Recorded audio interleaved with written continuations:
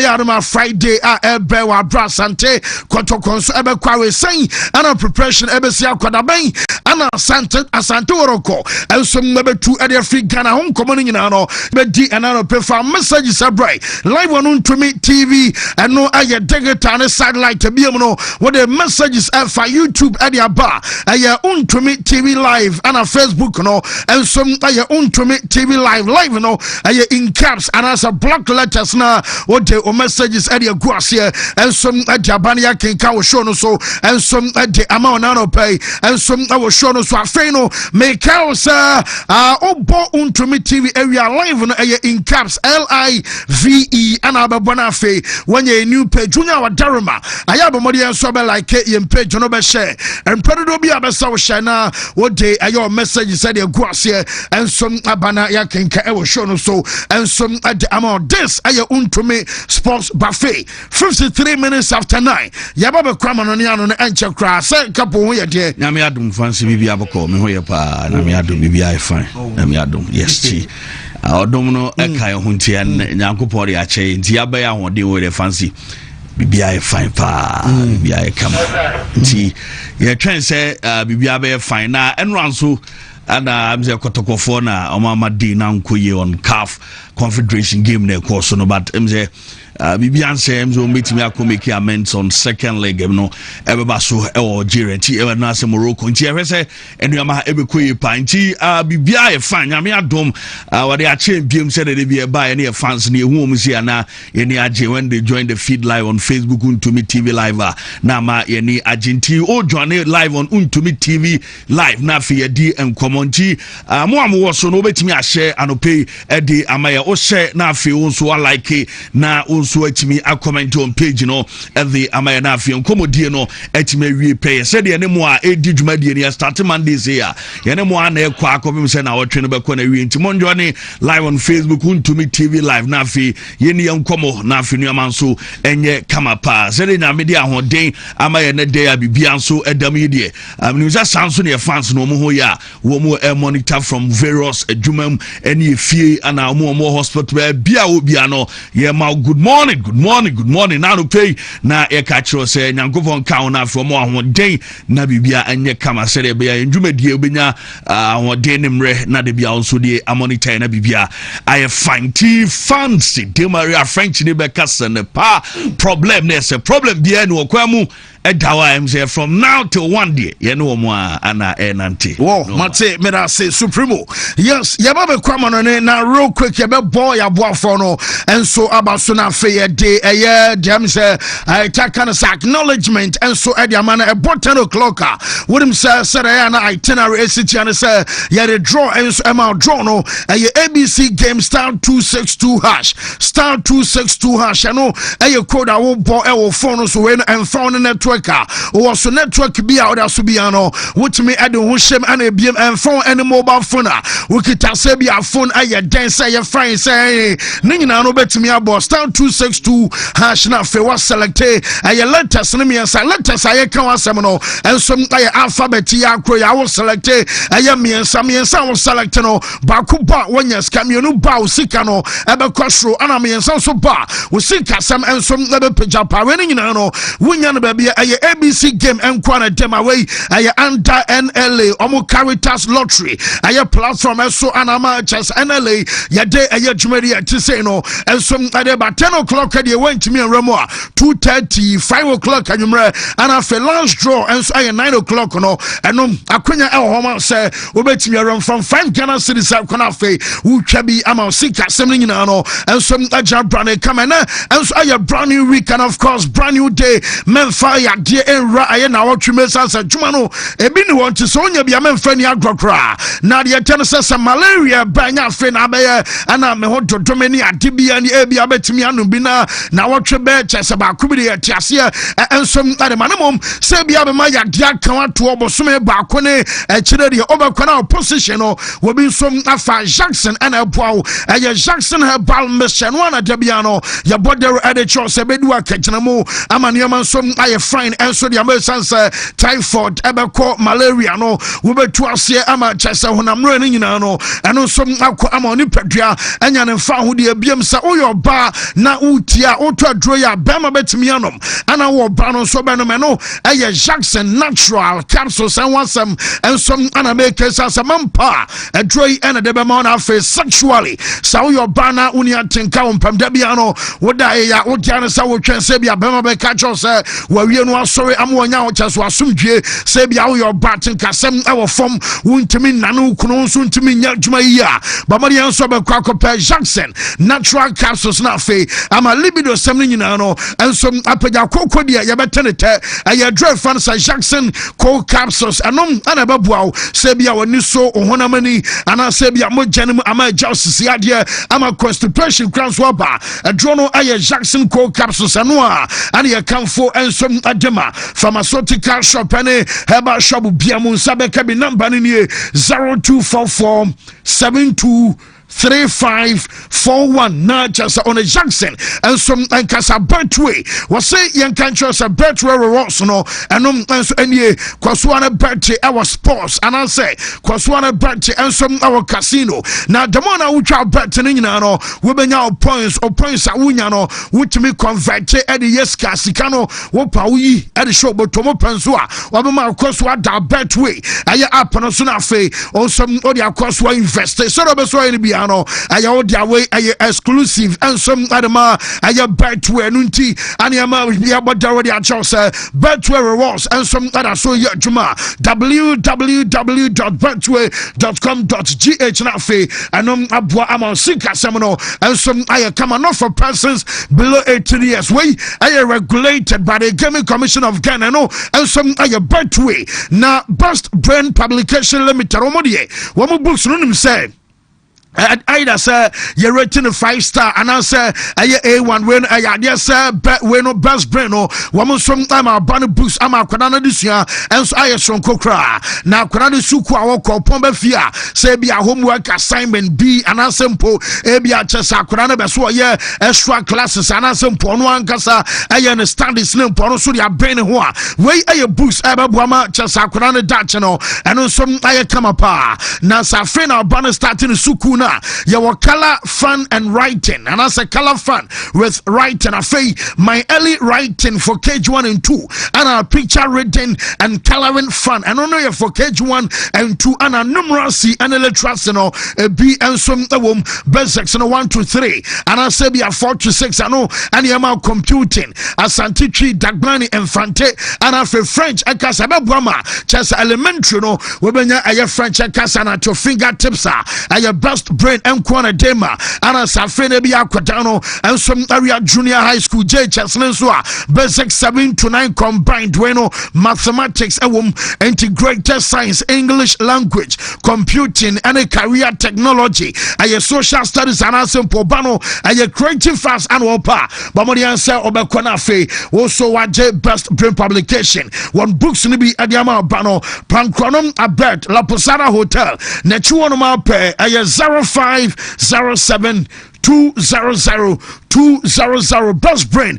and some abejoso na electromat triple reward bonanza and only electromat say yen can trust a debi abeto de from asuebiano wo mo 60% discount and the unya no bia say bia wo je TV set no air conditioners and fridges afei eba say bia freezers and aye washing machines and gas cookers and aye microwaves ni nyina no de obeto bia no wo mo 60% discount and so I was so and on sunshine and some say adebia wotobiano wotumi nya freebies yaka freebies next one free of charge omo de chow wotumi to bia air conditioners utia ya wunya free laptop wunya mobile phones wunya TV set wunya vacuum cleaner so benya microwave nyina no and some aya chede e wa chire we no aye de tan sa wodo ho be shem a chesa chede omo de chow no kra no ebu ama ne bo no som be 10,000 Ghana a chesem obe frana simple electromat to betimi online aye www.electromat.com.gh for more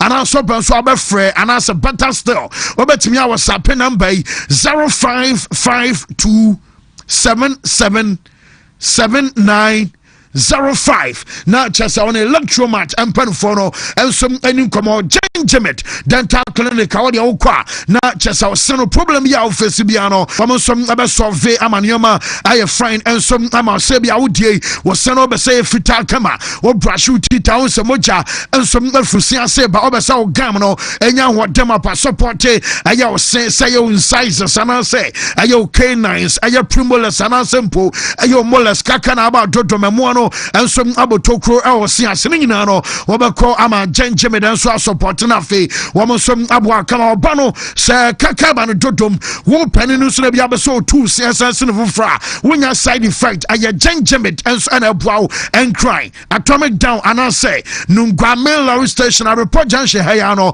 wodru on ma kwen na wo fa so dia kopantama won sene fa so o chato tana building a bank our from mesro ana Gingermate our oya adwuma na biam no tachiman magazine kantan kwan so no ma pay aye 0559 139582 Gingermate and some abajo so na memfa we enso ntwemana supremo enso amra real quick na fa yabekwa manana yabekwa ntampa na smart view mobile and tablet enie na smart view makacho say phone so modi abana de bia mobile phone bia ye bibia no because when are original are fully set and as a full set in boxer wonya no bia just we no ram 4 gig and a storage and some 64 gig we no A3 na S Oppo much now I'm Champions League will be a Benjamin of the match be able easy a Oppo and your selfie and your majue fareno and your phone and your camera no and need daho and afe I was sape eco Facebook BBB Snapchat and abaso ye and I some podium and TikTok and abaso kwa a debia phone a be on a cell phone way and some ayamum yatibu one so the American Senipa one kofa phones no by them say and yes cabin or pekra or just 600 Ghana cities and a Redmi 5A and so I have 450 Ghana and a Redmi 6 and some I have phone and also I have 600 Ghana union papia and also I have full set in box ebiamuno what a tablet no was say I am breakable not just a ball crana and one saw forward here so betobiama ba wo penina kasansu to me Yuzubi our officers animal nyumamu I have 1,600 Ghana na sanu buana F for pa fre ba kumi no bi unikuma say obasa oji phones no be dudum and some atonwa wo be delivery amount saka product no I 0247 812358 na fe woni ayem penfono and so enkasa. Yes, fancy yerum na fe to aso na nuama enye kama ye ko license na fe di nkomomo ana the product no aba na she TV na open na asembia air condition ana open duma di abeso odidi nyina no yare se oba on sabet ma ka be rice cookers no ana fe di friend say ne blender ni nyina yare se ne ebi ho abetime nya bi na fe odi adu duma na di wom ene se product ne di awodo na ana omode aba 5-year manufacturer defect warranty so da so ntu tobia we save mra bia problem ebebe bia no de ba ye betimi asesa every amayo showrooms no Ghana ha ye di adwuma e Kumase ye wadum ye otana so ye ba adwuma otafomu a mo won kan so no ye di adwuma enso e wo ne mo la pass na afi what else more so nyina ye adwuma ana afi tema on sabe kan yen over 0302550000 na oni adi nkoma emulate ba supplement ana make am for the amasa emulate ni adwuma e wo ni peduanum e soboti immune system no e boosti ema ene ni pedua enso na jane na so ema no ama ye kama na de ni pedua enso efemu a ewia la onante yakra bia no abre no ani so bre oni nyina no wo de pebi na fe enom onom a ebetimi aboa ama dwumadie bia be so di no enu ama ye kama edi ama yo ba na asebema na enu ama nkoya no bia eno be bo na mu mema no wa fa ye funu ana asem bia akoda no ma no fo akranso ni mfia dumienu a ye ma no emulate bi ma no nye 0535 112813 na fe ya dim enkomo Wontumi sika puduo ana me kamfori ama seze iwodo ebeshem emre no du na se yetwa bia na fe watwa aye from bia one city aircopin 5,000 Ghana cedis no ubetimi adi entimra no so a na do washem na fe nso atimi atwa bi na semens vital ba mission capsules no and ya do wa gainum enie eye ntini no emu adwuma sem bia asiatica efru to ase wo ba na mu hyew ni nyina ne se ntini na se na me kan wonya cement vital bamistan capsules ibia ebedu djuma ngade ama premature yi eno so ye bema djuma die won pem enso enwie pay ya wadro eye cement vital bamistan capsules unya bia eno betimi aboa na afenu ama ye kama edem ama auto adua bia be fe doctor e was 0240616061 afi woni ya edin come 3p garlic mixture ana make am from ngade ama se djuma die no obetimi adi ama nu ama ye kama dia mawa obi a kase obasa no sote and afi obi a me kase menstrual pains how adwen ana obi a onu so stroke how adwen no obenum ye dre bi na afi anu ama ye kama atimi ade ama sugar level our slow blood pressure ni nyina no 3p garlic mixture no aye wadra woni bi abebo 3p no ni tini yakoko garlic down ne bottle no so aye glass one aye anu ahye no so 0248928824 senom no betwi a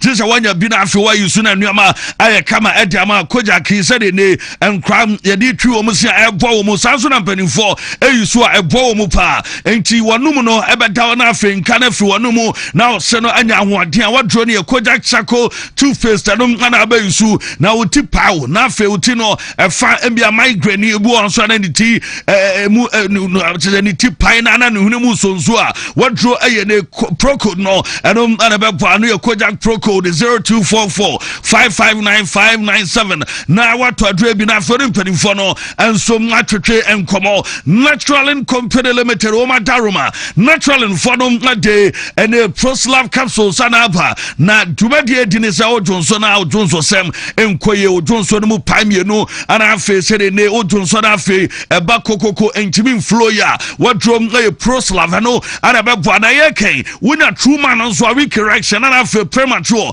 ejaculation nyina no yade se ne enso betime free wona afenu ama kama ana afi Congo ointment wona mani nsa ana sede wona mani enso mositie obo onuma na pompo bi ana afi eno efifiri wo de adre be fa so ebetwe mu nso ni nyina free wo enso edama natural in 0249017101 na wadin ko me dima fo aye doctor time da so doctor Daroma wo de mre ebeto ya de so say stroke ana asembia west pains wusisi ana ya ana asembia prostate ana problem abam awosam na wan den after amawa ye me dima fo doctor time da so ewo ana do ani be che na afi doctor enso madi djuma de ama me dima fo ebo djuma de bia da otena se ewo ebo akwa agogo school junction ewo na doctor atena se akran so ewo pokuya se mayera 0244774282 na phone doctor enso madi ko Alaska ebe mo dem aye kama dem be fe wo pebesi se wo pe blind curtains ana opa unsam ebe ka be djuma dia wodi ewa wo demo sembia ye kase ope artificial grasses ebi ana ope modern TV stands no what e bi abakumase adum ana ne obam Alaska edine jumane boss and building no enso na ene dia no hwe Mrs. Anoche Plaza ho a ana odine juma cross cycle tip tolling inside ship house wa bebe chairman K20 mo edu o juma na 0554114878 na fe what do come Lawson Beverages Limited o madaroma e Dileman Beaters ana fe obepe na fe wanom na aboa woni padua se bema wontimi mo adwuma eye e won pam Dileman yi enso abem wo Dileman capsules no so dwuma dia eno adi ene sa wo ye bema na wontimi ana wo ye oba na o menses no eno enflow ye ana se ebanso a wote yawa ni nyina no wonom Dileman ene capsules ebe yi e de enflow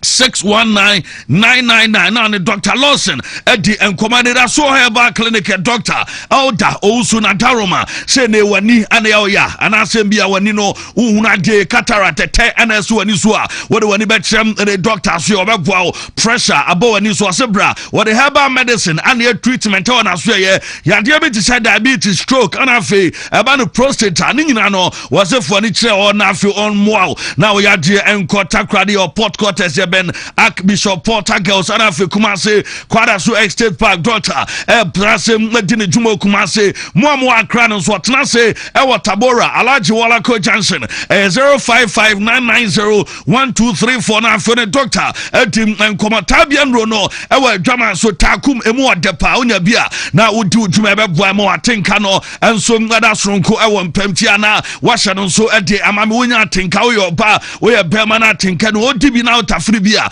eno nso betimi aboa Mr no nso no eboa ema malaria ana afo no ma to ntimi ne dia eno nso maboa capsules no yesisie no ana ye ho adwuma otena se cha wodro eni 0243686861 afi woni ati enkomo ye kwamo no ne arope a na mo power specialist adaroma na de womne se hepatitis no fatty liver ana afi ulcer fibroid no kidney stones ni nyina no eye ma me doctor akoso aduaya na daroma wose brana afi onsa wo ya de ma waduaya heba malame se deal with malaria cough care ba Mr Obowa wodro nie ana afi aduaya heba tonic wanuma to a wonya adua bi ebe doctor enso matena se di ne dwuma ewo Accra Kobenya ACP Road ewo Power Hospital bus stop Kumasi Freyase Bosumtwi Road ewo aduaya junction mo water krade orekodom ewo Anaji Estate 0244 544422 na fe wonen adin komo Ruta natural product no Ruta Mr Ruta Life and afe Ruta tonic na dwumadia medine se Ruta Life ano sana sa Mr no edele with malaria so wanuma to ntimi endidi malaria biache wa onya Ruta Mr eno ebebo Ruta ene life no so emamoja yi edi afusanye ye woni peduanum ahohoro ene ni peduanum emamoja no enso mfa ene intinenum eye eno Ruta Life no na fe Ruta tonic no so anya bia eno treaty ene typhoid fever efem amanti say ye kan ye kan o typhoid awadro ene frenambe ye na ne mpedifo eni nkomo 0244 485632 na wadi unkoba na afenu ama ensom aye kama edama o jersey replica jersey bo apa ne dia ana abenya bia tonchi anu ahye no so ya ba clubs ni nyina so aba wo mu edi wo mu dwumanchi anu ahye no so edi amamese Chelsea Liverpool ana afi Madrid other teams ni nyina no wo mu jersey ewo anyame adoma o dabia nationwide won sabetimi aka na afenu ama aye kama edi ama fancy di Maria wo supreme meda sena yemra ye ABC game ne so star 262 hash na fe yen hye letters miensa no pay no eno so ba ye ABC game star 262 hash ano pay ti say wo choose any of these letters and achezem no pay no wo fa kakra na se wanya bi pa because bakokra bama wanya skamienu bama em so sika no mo na miensa so ni nyina ba mu eno so wanya skapa na mum in that order of arrangement en so ba se de wo se no so badia na chesa no pe wato enso adipanti anu nie omo die eya ba no ovi ene yibanti anu pe say wo select letters miense mu ba kokra na wo sikasem eye bro eno enso I don't know afa yemra eye amuzupi sponsored question of the day ne so na amuzu pia ba mechano infection adro say gonorrhea say syphilis say deni na no obomode ansa won saka bi betu ase ediama yade a wakon akọ say infection wakon ache enko ya wadro no amuzu pi onadaro mo say with team of the week enso ayede here Manchester United, Como, AC Milan, Aston Villa, Inter Milan, Strasbourg and as a Bamunchin when and with team of the week team ben na wo ya na wo twi mu am say over the weekend weekend tram ya na ne monto so ni pa team of the week ya couple yes team of the week no eno ana I don't say ba we Pedro wasi Como for modemo ana eso nani ana afi kwaku Boateng Mbappe say I will go for Red Devils Manchester United and what they about Johnson Blanks say good morning fancy inside Brochrome Estate or and what they Efraba United all the way and watch what David Nana Aduhine as a Como and wako Ediamo Mukobi my rest say Chelsea is my team of the week and no and so a day I'm a Nasser Reggie as a good morning fancy watching the show live from a sinful Peace Town Como and so say Juvenile idea say difficult task in TNA or Kwade Amomo Gidi Brown Jr. say the team of the week Strasbourg no and also Kwade Amawomo Ayadon Seme Banana Kwakusa Bayamunchin and Kwade Amomo Rafael Boniface and Boniface from Tafoma call Ediama United and Wadiaba Robbie Sports United and also Kwade Amomo and Kwaku Albert Kuma AC Milan and Afi Manchester United. Wo and Dibla Kekodema Como way so Kofian Koman so say Como Junior Honda so Kodema Como Nana Boache and so say Manchester United Afe Peaceman so kwadi ama Komo Gabriel Boateng say Man United and afi Okra GH edema Inter Milan Komo at the same time. Ohima Kezia say Manchester United all the way and Nyame Estan so say wakwadi ama Manchester United onum ana chesem omyeni team of the week chesa no pay messages ni nyina no omo enso ade ba live e wo show no suntia no enso na Sharak fame so ama me ze Cowboys say some jiji bom na Nyame adma weekend wotafo manida moja mpase me ana mai di sure no kwasa nyenchen o wona me papa dinachi late father dinachi wow na meswane da form no wow very amashade chese hard dream and na ono na onya 84 years oba penny akua senti aka anti senti okay asana na nyina ye frɛ no chese why nya media this Saturday e wotafo aye 4 months and ye ne baso na ne baba yo ansuni ne frɛ no ma Gladys ono wa US since 90s. Wow. No, so ye nya media ntia busuan 4 years say ye be see ye and this word ye nyina bo because obano ne di kan firi mu na me say ma me no so aba to aso ti me so background is some fans make me background is sure what you say Araho we dey amashade kafra aye Saturday penny yes ene aye Gladys say wa nya me yadoma tafo 4 months ana ye kan omumienu abom na ya pe omochi kwadre wow many abrepa biara na me be all this while umizano onga me dia hye me ho an na master to say nyenche kafra na me papa dinachi wow I'm funny crazy. Me you know tamachi sa. Wow. And you really I'm for crazy. Fancy me be fine. Mate. That's shedding pa. Na me ti Saturday tafo. 4 months okay. You see how we be fine. When day. Whoa.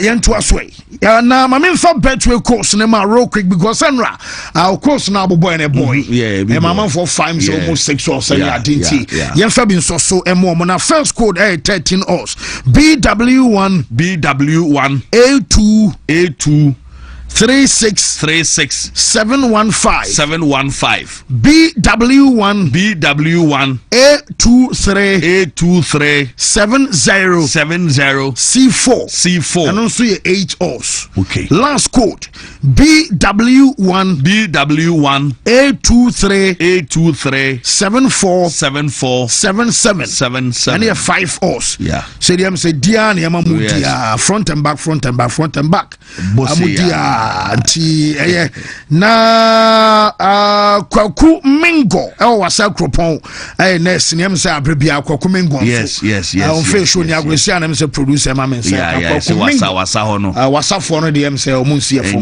babia halawu very necessary pen Monday ya na nyame aseli enkomra yes because anyana hunam ne moja na debi we asene na hokwa debi ebi was dey Chelsea de mano odwedi ampon ya dan nyame ase ekọ foreign aba fancy sure fancy you stubborn sponsor there no any fancy chairman fancy you strong yeah that's so yeah be nyina time we share because now what's your na chi kakra abada bia me hwemo adwuma ne koso sa me hwe sports e wo Ghana there I can confidently confirm say Wontumi sports no and na number 1 just say star BRB and abode bo that's right na tapuku baby o bia on samra so otomwa baby bishop e wo bia bishop wo bia on samra adwuma sisi on samra adwuma na so on two car okay ti hwama me say bishop atika awo atomwa ba na vini ekizizo akasa nice vini ekizizo akasa okay just adwuma no Wontumi sports ebeguso ayekese na be yekese ya na ho anso no obi atie abrochire me wo ho ne ade ya yinyina ahwa no obi a no etie mo yekese mo ye tough eno ti no me sorry anopa na Wontumi mintie Wontumi sports bibia no ha meye what I say I one just a point nko antino ana maba ya lunch no so you be have chairman dey na so chairman dey tell me class at some kukudi mo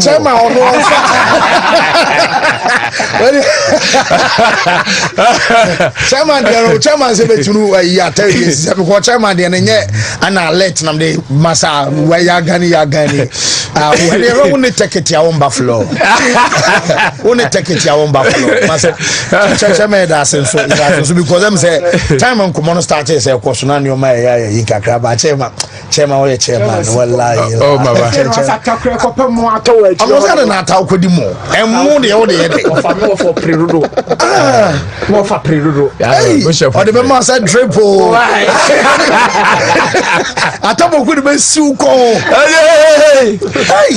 chairman na me ya be ba so de na be ko me say da ensem ne de mo kotokomo de na ade nyina na nyoma e ko so Ghana league akwa na am person of this cabbage man chairman league moye I kotoko de minim say mamini kan cha santeman na men cha santeman wura yura ye hene otumfo se suwa baby asanto kotoko hene a o ya santeman wura ne nkwaso odo anso so na kotoko so ye ne dia na sesia no enam MPP ntino aya ne dru baby anama me somo no yasumu okwan bebre so ane ye de ba minim say emre bi baba kotoko chairman de medibi yeah minim say emre bi baba medibi wow yes na se me di so a me de gaga yesem sikane patapa me de befam amatimu no aba back said na bra na Herbert Mensa was so ye no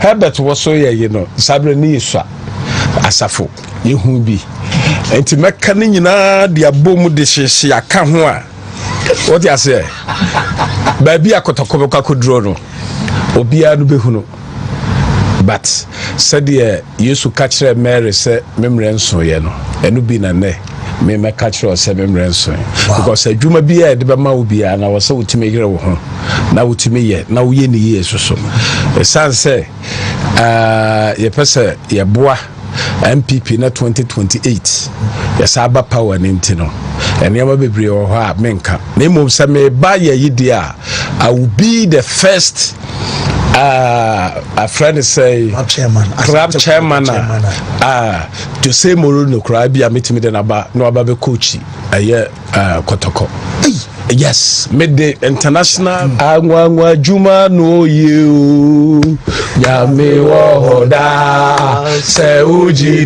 dia obeya juma I said ya no you ya me wo hoda se uji dia obeya juma ye bompaye shamaki shra Yehowa ilahenu Yehowa ekat we ahata et Yehowa Elohika bika luvika uvika naveshika uvika miyodika tode yasak in English in the name of Jesus amen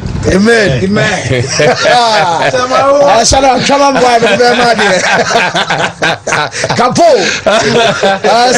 and some na man dem one and our brown him say Manchester Pinano and so basu weekend tramu our brother yabenya Manchester no ebe clear Manchester Odwa and some na be koso nyame yarmo chena and no aye Champions League games so games ni nyina no yare on sam no more and so ababe sanse me no ka say clubs no more na no wo so prepare ya call aye sa Manchester I was say no some ba wonum say na e wo Italy Cremonense aye club wo mo game Monday night and ana joino wo so ane Genesis Country and abosa game and abakoso e wa brasa match no aye 6:45 and then you remain as a game I was say no some abaso ni nyina no and some abate area to from referee na ye found some Michael Fabri ono ana chaso dro Italy away no aya Federazione Italiano Giorgo Calcio wamo som bari game adamano ana fe La Liga so ma game kamono we ensom aya Monday night as our Spain aya 7 ana Deportivo Alaves omo club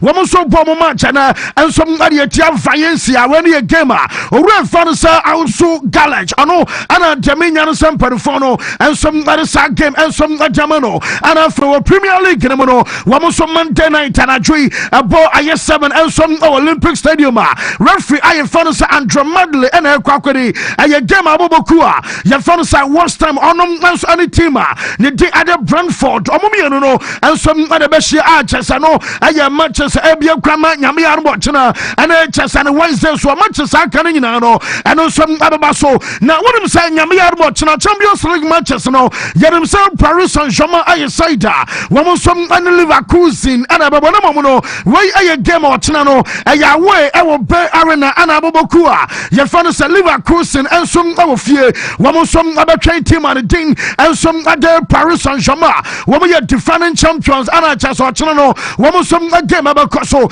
na mame Paris Saint-Germain squad no because me no kase de menya no stone no mo na nya recover onim sa no pe wa bro akoba sam womo wie na manager confirm aye squad womo som ade ba coaches away am ye wo se bia nya bia no say ana say ana game no ebesi akono report to menya no say midfielders ni me no womo anya available de odi kan ensom aye Fabian Ruiz ono yo bia report to me say kan say game we no anya de so ono ebetimi abo ebiem ensom aye player ye fan say Joao Neves ono ensom aye boy ono so aye absent womo game abaso no ono so antimi mo good news ensom an say womo captain aye fan say Marquinhos ono aba back ensom our squad animo ana fe player ye fan Ousmane Dembele ana one of those who guitar aye Ballon d'Or what dia baje Dembele some aba squad animo number 10 shattered man yes Diana commentators reta kano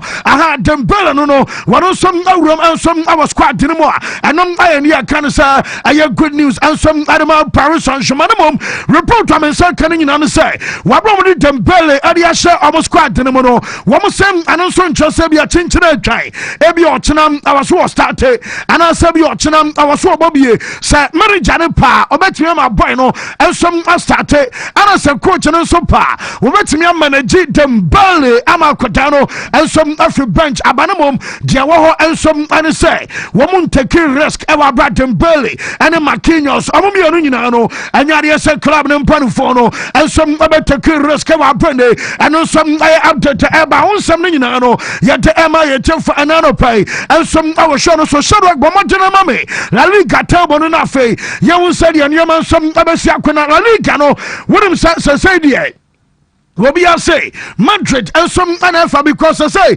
after 9 matches played, Real Madrid our 24 points and a Barcelona and some our 22.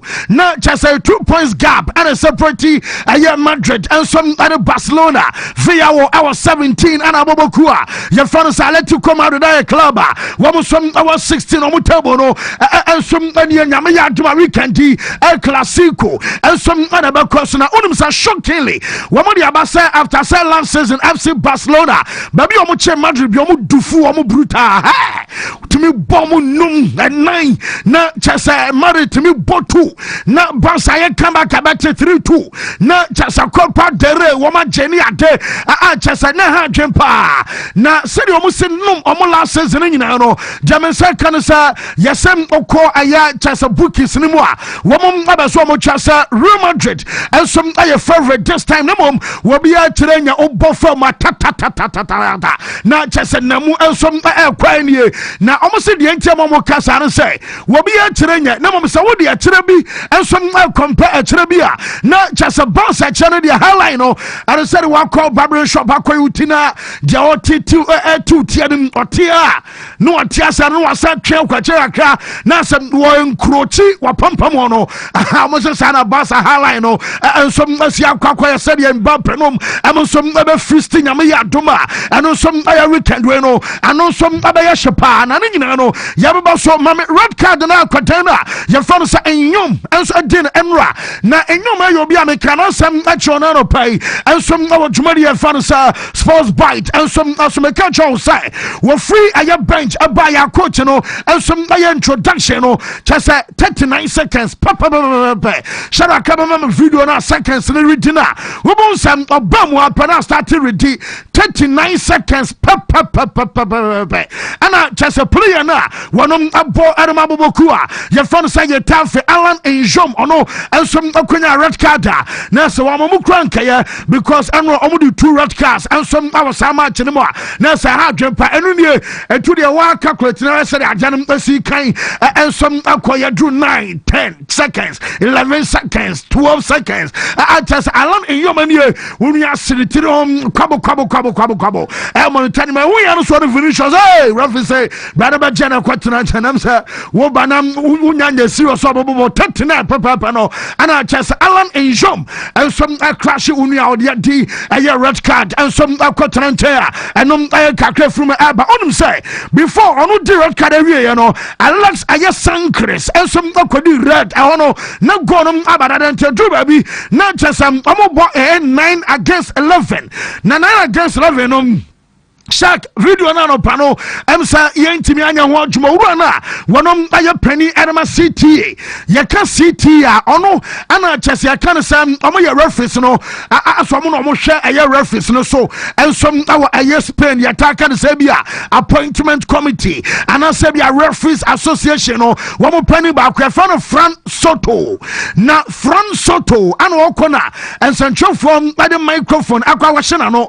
ana omo bu say wura fa no Soto onye ana hanom no bisa no sa na red card no onwe anya bia no emsam internet na so de aso blow because obia can you own say ana Fran Soto our president and some adima referees committee association I was pen or say one of full sa referee no got it right na say referee eno no because untimi found some and slap you be and some anim sana found ni ntono de what did you ba say no no aye red ana chese referee no enso adiama Alan Njoma na se no anu into referees omo yam panifo no wono na confirm na chese obi ani hwe ka biem na Barcelona for no wonim sam na me no kase bonsa wo mo wodie bi say ase omo no sam referee die I was Spain no enioma sesa kakra criteria aye gina some that selected aye referees and asampo wo mo gina some aye appointment ni nyina no yese Barca fofu say na enioma aye very complicated enti abaye den say Barcelona ebeji league edi esu omo na so na the league obi ampa mo nka because Madrid abeka bi say wo mo so unu say league no nipa bi do mo nsa keka no e ma last week make say Dani Ceballos efu say league no nipa bi manipulating you ma and the boss of also feel say ebe di because on betimi age because na wo mo tiri e pass baba pan ya anya dwuma and some our league no e wa brand wo mo show omo coach yellow card bako oh any sima na no yellow card e send so adea your coach abon some our brand coach no and some na so chasa enye wo referee and obon some dia ma enti obi ntimi money players mora obi ntimi hye players encry say bia monyina mo anu anu monyina mo onya adwuma na obi bon some money players waje e dia ma ho na mami coach na fa no sense flag ni situation na ahano referee di yalo ma na ro to nza and referee sa so mo je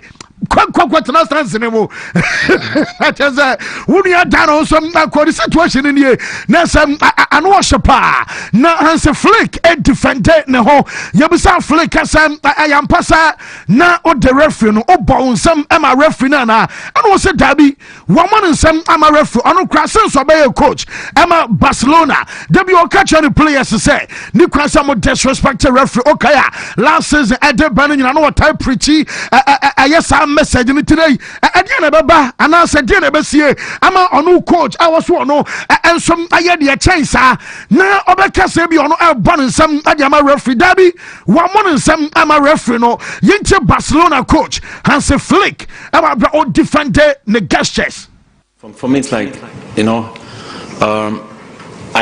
Frankie was there, and I said, okay, come on, Frankie, and maybe Frankie get a yellow card. But I really, it was not an action for the referee. So, and the second one, I don't know exactly why. The celebration, well, I saw it right now. I didn't know that, okay, but at the end it was against no one. Maybe it was about our game, our performance we made, okay, maybe like that we won this, and of course then I'm happy. I'm really happy, and I never go against anyone. So it's for me, it's football, it's emotion, and I also say nothing about the referee. Come on, it's his decision, and I have to accept it. I just what I can say.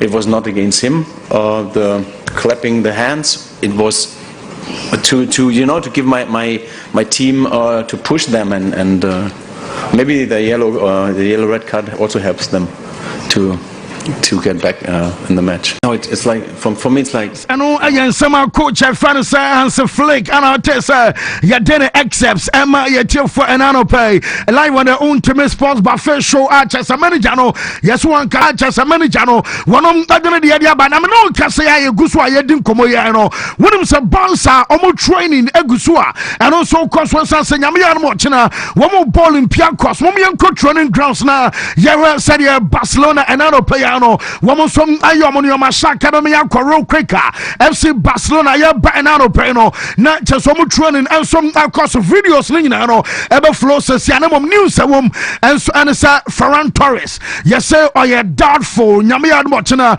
wom game against aye Greece cider you fan so Olympiacos a game no Wontumi mo sansa stone na no Torres ni obi a report to men say kan so da so and some 10 year can say pain and some on na mo ti aba say no and some Chasa Torres ayobia metese akwadan no am say Wontumi ammo nyame ya mo chena game and some abakos ebiem omo training na and some na wiso elkoso no say ba obon say na atmosphere e wo training no and some asichana Femi Lopez ayobia report to me nyan say akwadan no yeso ochena wo betimi start game against Olympiacos and some kakra frimo and some at the Barca training grounds and ye Chasa Ciutat Esportiva one Gampa and FC Barcelona and Cotano one training under the supervision of coach your father Flick and Chasa and technical team no woman a Germany now some other side no na Araujo and Ronald Araujo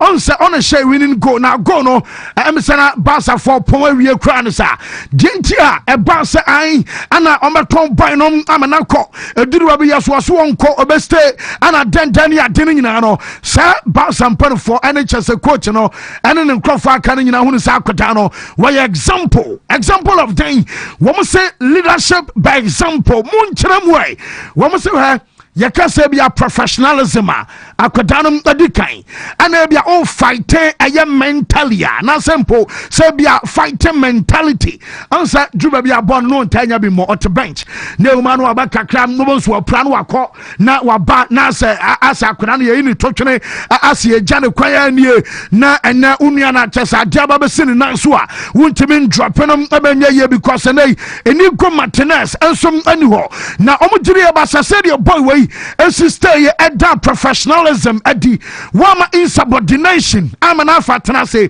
was my sorry ko osemaba da osemin na chese wanye sane mani bi kra na onya botre ya dwumaden a fighting mentality chese mentally wonu ya dwumaden wa adwene mu no enom ana de Ronald Araujo ababadru ba bia ya drui ama chese wonom find the back of the net as a center back and some ama bounce e wa bra no ana de kan say kunumdie and some abra bounce team no enwa ye tanfe omo captain no ye fa no Jene Dakonam new to play and in here one bottom na two one some and omo say as captain 300 games are Jene Dakonam ebibrema ya togo ni akwata no one some omo share ni monyam ema nioma and some akokama de akwata na ya den update and the aka nyina no and some adema ye for anano pay and some our show no so omo sensor we be captain way 300 games as captain of your Tanfe and Jene Dakonam and some aba one some na akwada kama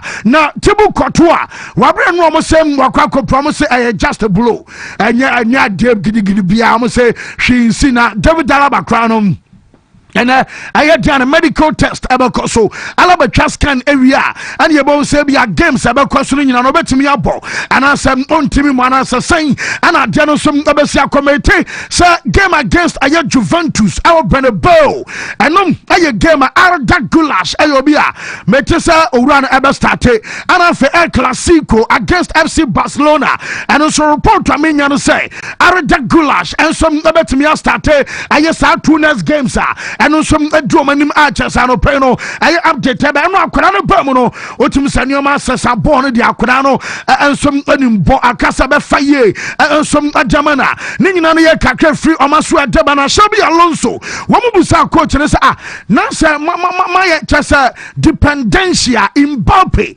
because I say Mbappe na shegwa na say Madrid move wada o na say Mbappe an shegwa na say kamwani and coach ne say go there day say we goals now sha ebema wo winning game na the turn say goals na ema winning game ni nyina chikra no wo say we abeka san ana Mbappe na buom na Mbappe no obadema hwai Mbappe no obadema hwai because omo nyina no wo mo ye dwumaden awachire na support player ya fa say Mbappe ana ma goals abantu omo kra no wo mo ni age say bia na obi betena ba bia kasa ai bia Mbappe na sha bato no kra no ya no person obetane sa because enya no kwada say bia Mbappe na nhegwa omu buada obi ana be pass am obi na obi apia ma Mbappe enya e de ato atenam atesenom kakra coach no ensom aba ya de update ni nyina ama ye tefo anopai ensom awo show no so sawunim say wabe koba sa club saudo eye protest ensom awo la liga no match day kick off referee bob and pay yes start match na obi atwen be 5 seconds to 50 seconds Madrid omudi enie answer referee aba no mapia na to center circle mu kakra bi asa slow motion referee na aba no but kakra bi no answer pia ball no so yet have a players obianso rashe wo mu nyina jatum say womu protested because esi dan abetam via wall and Barca game some what they call Miami and to mo yes protest clubs no mo na no wo bia ye bi but deminya say kapo sa mo bo sika wom Barca for ben any enyeska okay say via wo be ka say Fernando Royce ono eye chese club owner be ka say sika omo benya kra no wo mo de sorte season ticket holders wo mo Canada omo boa say ye say eye nipa na wo broadcast ado no promoter no wo obe spend 25 million euros na 25 million euros no after the game promoter no and some other be settle obia yes expenses ya do mo kwado mo ba sika clubs ni me benya back bouncer e benya kese o kan nyina do bomwa aye 25 million euros eno na wo ho ensom adama teams na ya dey update and dia kan nyina no ensom aba yenko aye Italy na ma Juventus omo coach I France where ya Igor Tudor na Igor Tudor no I don't remember because for now the Juan is safe. Na Oma Como show after about 73 years. Now, so when you're ready, so about course, why you're Juan, but Dominion and pay according to Gazzetta dello Sport. Woman and Tuto Sport, Omumia Jabamete, say, yes, say, manager Jumano Nitikika. Now, Omobetimia Sakeno, so would him say, Roberto Mancini now, Omoman and not Tenama Juma, maybe can the person Mancini, essay or no, Ome coaching not Tenamano, yes, Mancini, you'll be almost trying to say Juventus, Jumano, woman some to me Adamano, Essensa one Ura Fansa a got to Dono, Matessa Onom answer and Damian Comolia, and a year Pejano, Adana Cobordono Sono, Amswane, Penny Crimes, Amon Casa, and yes, now we are Jumano Penny Yak, and we are Jumama, and Thomas Sanyo Money in Akabumwa, woman Tabatimia Saki coach and a Metessa, Omaman ultimatum, no, woman the Real Madrid, a game, a count, saying Amaya Duma, Madrid, a game in the Champions League, midweek. week one no Colusi, especially a game against Lazio and some our fear was some de Bianco Celesti Akobo Emeko Bukam Diania Crambia Sono on consider no sa Jumano and Yadia so baby today woman 2 matches and Yato and some Adamano Mama Rafolio or Bowen go or Corona Tadia Yamu Sam Matteo Gabia some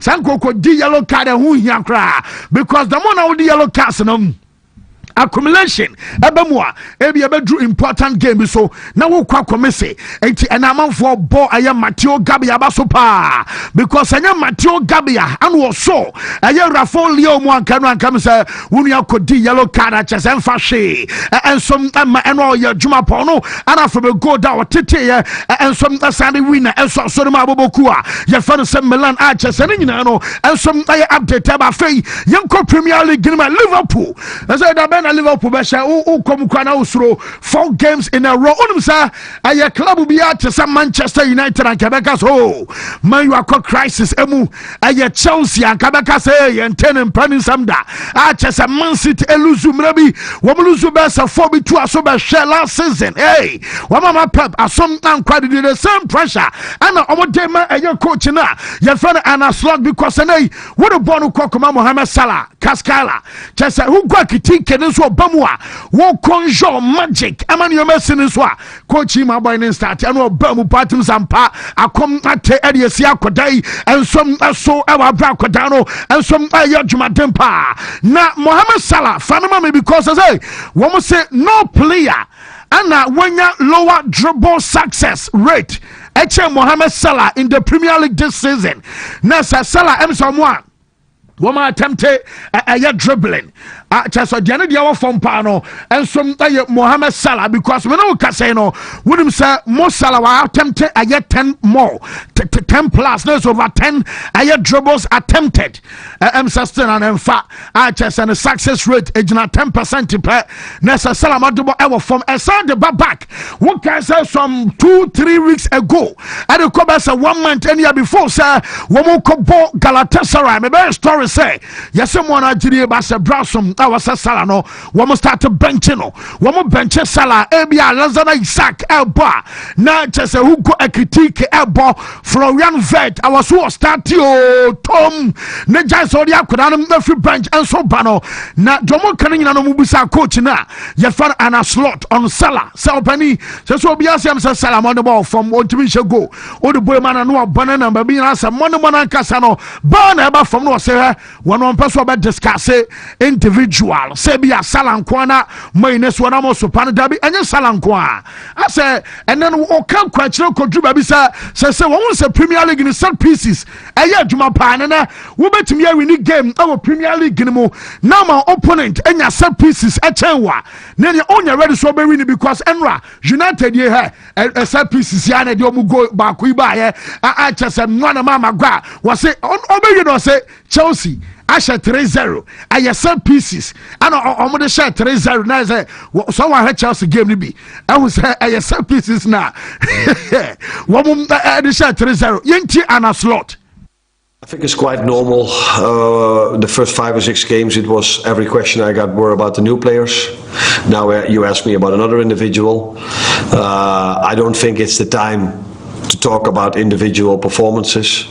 But as a team, we expect more than where we are at the moment. And as a team, I don't think we are used to a Liverpool team. Certainly as long as I'm here, and I don't think it was any different when Jurgen was here, that we are missing so many chances.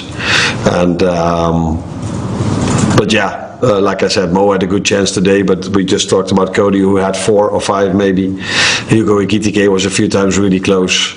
Alexander Isak went one-on-one to the goalkeeper in the first half. We had 10 corner kicks, I think they only had 4. We don't score, they score. So this weekend again, as it's shown so many times recently, that set pieces are such a crucial part in football. You play the game of football, open play. I said it in the press conference on Friday, I think we are the team that creates the most out of open play. I don't think that has changed after today, but because all of our chances came from open play.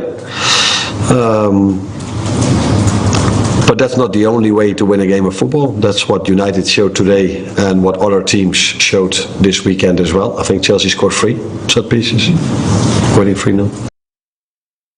Yes, na just Liverpool manager now say Premier League in the Drew baby na woko na nye so ko bi won say ayare some pieces in no and some like county e Premier League no na won say Matthijs de Ligt and Manchester player no what ko to dwasa no munim say Liverpool e weaknesses e wo mu team no na weaknesses no aye hemfa wo say omu full backs na say Liverpool omu right back and omu left back e ha gunu say bibi no e ya ni nam ho e ya ni nam Matthijs de Ligt and a cast omu come match no no munim say ho and aye omu weaknesses ampa and also anacha so omu de omu nyina so fire and nam some Manchester for no every need chess and what game and abaso na Virgil van Dijk ono aye ka so kan nyina no say adeba kwa ba boa bobo kwa fa no say Liverpool no say won be koso stay humble na oma koso aye djumaden awaso omu nya abotre bro omu ho asekra yenuru ba bia frɛ ni aboba say 8 matches and 9 matches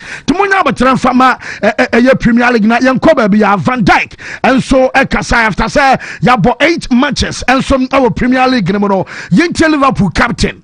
First and foremost, stay humble, stay working, and try and keep your confidence as high as possible. Because obviously, when you lose, your confidence could drop a little bit. But it's about staying very calm. And we've been coming from a season when everything was, it was unbelievable, and everyone was praising everyone and positive. And yeah, obviously, we became the champions. So and everyone was obviously cheering for us as well.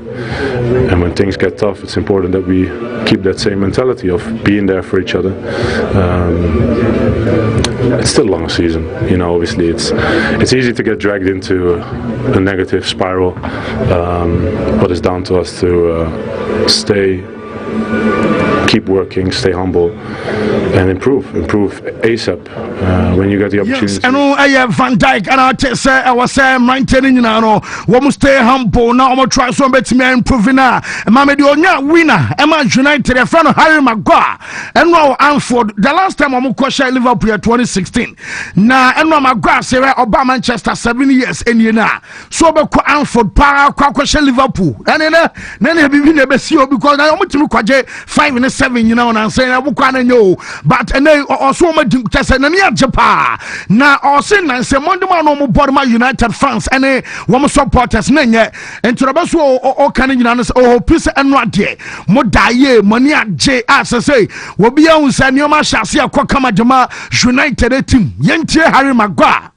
There's only 3 points on the team. Listen, they've had the better of us over the last few years. We know that, and it's not been good enough for our club, and we've not given our fans nowhere near enough days like today. So it's been a long time coming to this ground and picking up 3 points. But it means, I think it's the old cliche, if it's only 3 points, but it's definitely not. It means a lot more than that to the boys, to the clubs, to the fans. I've been here 7 years now, and to come to this ground every time and not get 3 points has been tough. So yeah, it's for the fans. So I don't know, young coach and fans, Ruben Amorim, and so I swear, and once and training back here, sir, what was our coach as a season again? Wufusa Manchester, some more bars, I say, when you're back to back, I wins our Premier League for the first time. No Fusa top 4, and I say, be a mobile trophy, and I said, and I'm coaching as a monk cost one keep the same narrative on passing beer, and the move boost on the top 4, and Manchester bet me, I see, no one, I say, and a Mayuna, coaching any other Pamono, and then and Yana, my son, or Machina, woman to me, keep the same energy. Said your musica, Massam, Koyan, or Nadia, and what moon keep the same narrative.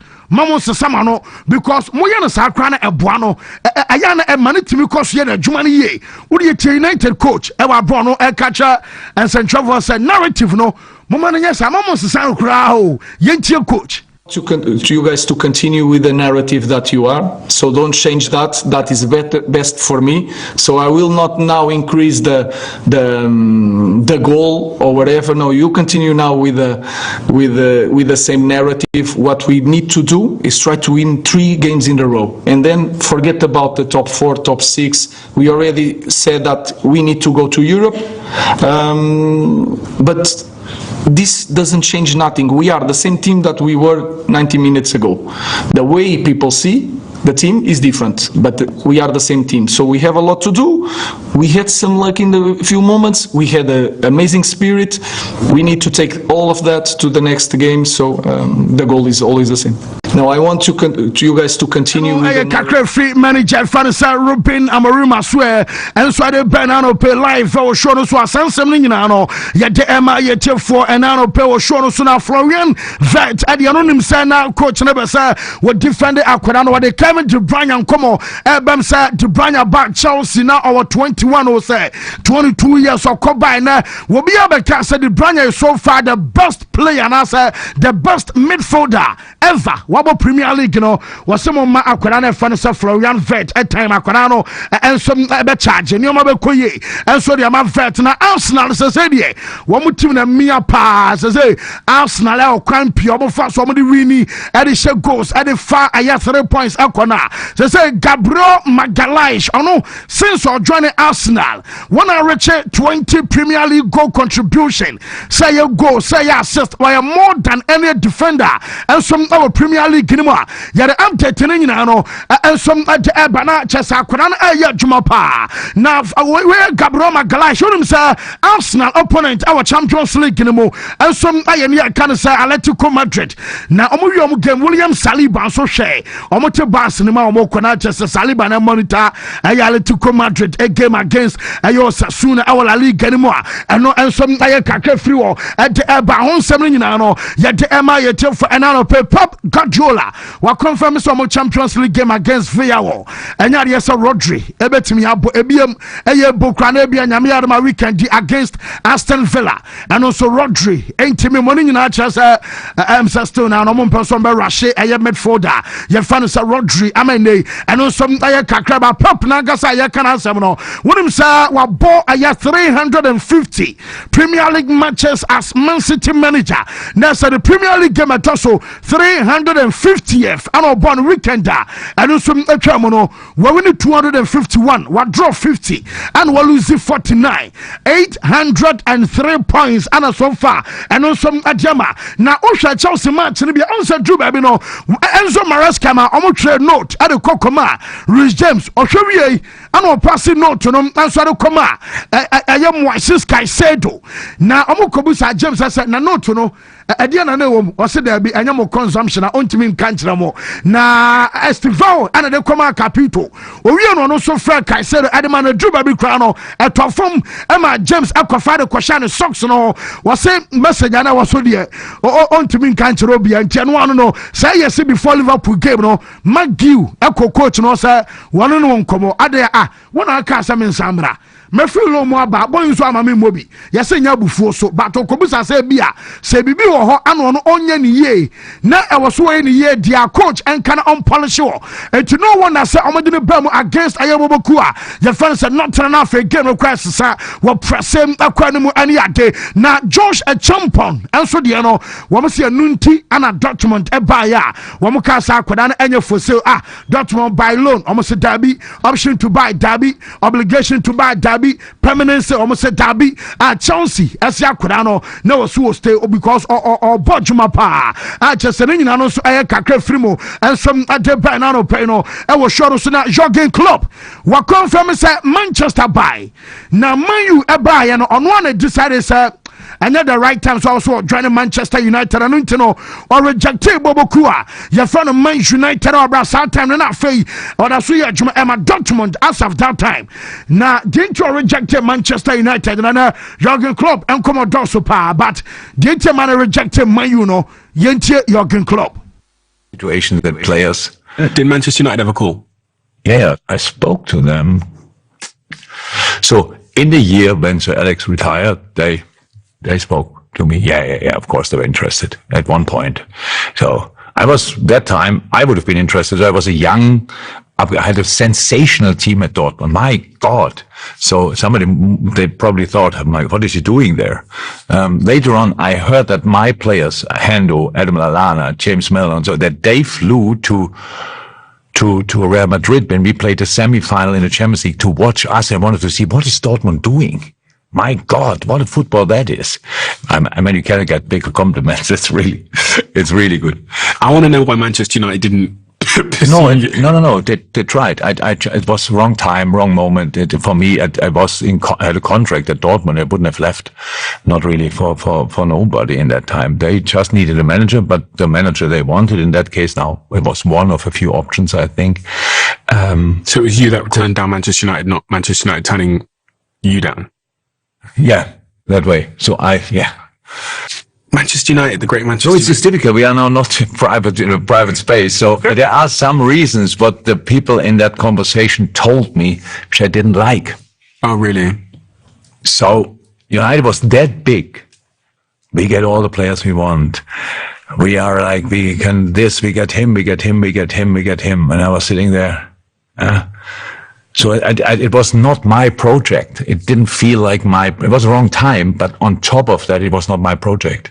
I didn't want to bring back, I don't know, Pogba. Paul is a sensational player. My God, but these things don't work usually. But these kind of things, or Cristiano, my God, we all know that he's the best player, or together with Messi, the best player in the world. So, but bringing back never helps. Did Manchester United ever call? Yeah, I spoke to them. So in the year when Sir Alex retired, I say call Krama strike. I say, but Mum Fanch, Moanamo, I Facebook, no, so I'm say strike a bang now. Mum Fanch, I'm right now, I'm doing come real quick now. I am to also and so and from free. Still live on Wontumi Sports Buffet, live on Wontumi TV, digital on a satellite. You was so anapheme cow say, I'll be room our Facebook, no, so me say, BBI find it. BBI cool tea. New set up no, so be join tea. Yeah, Nancy. Yes, my encho bibia brekum force me inform kram na I show no mo fan agro from police for to immigration officers aha almost on chi ade e buy more abaso pa say oh yeah adwuma na almost that could be expecting to see you brekum dey say me kuro one way or another because say they are now motor busa wasena la to the big this every take akra those times na me twam brekum kodro fine ti brekum dey ya idim because say the motor busa no it to the big this what te near excuse be na fancy we na oh a day oh no yeah interesting weekend for results na yenyae no na I think the biggest results during this weekend per even question of the day I will be say why any team of the week will have to deal with the results at Manchester United call Anfield de kunyae. I would have watched the same Kamefa the Como game between Omoni Juventus because they're fantastic results by all standard against I go to those Juventus. Definitely the man of the moment, Nico pass, an assist and a goal for Como. But the circumstances surrounding Manchester United and for the past 9 years now Omonko Anfield Liverpool no. Makes this particular win a tough one. Definitely looking at the rivalry between the two sides. Man United ne Liverpool Opa Kosrobra form it still remains the biggest fixture in the English Premier League.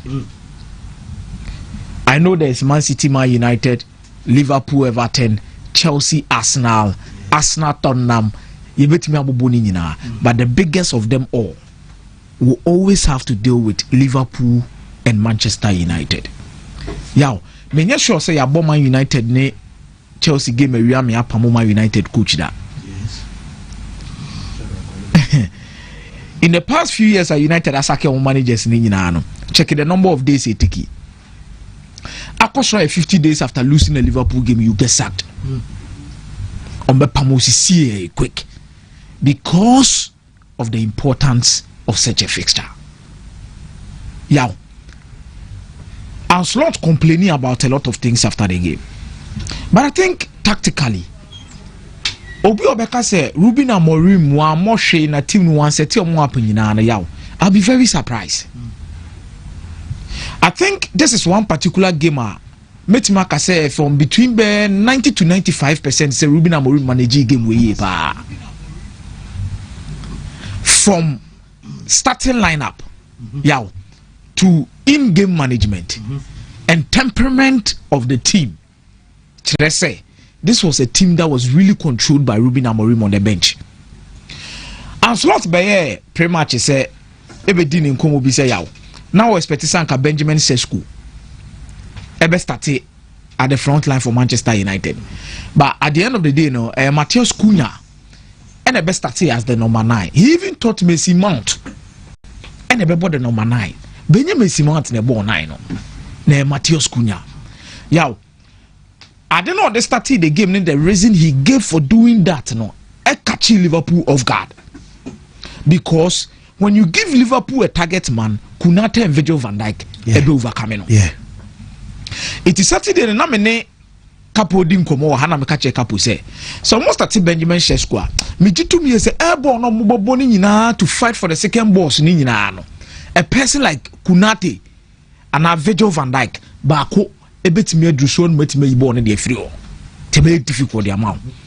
Then Ruben Amorim ran smart ahead of Ancelot, then picks a dynamic front three that could be moving in between the lines. I'll make stretch Liverpool back line. First point, out the BT no.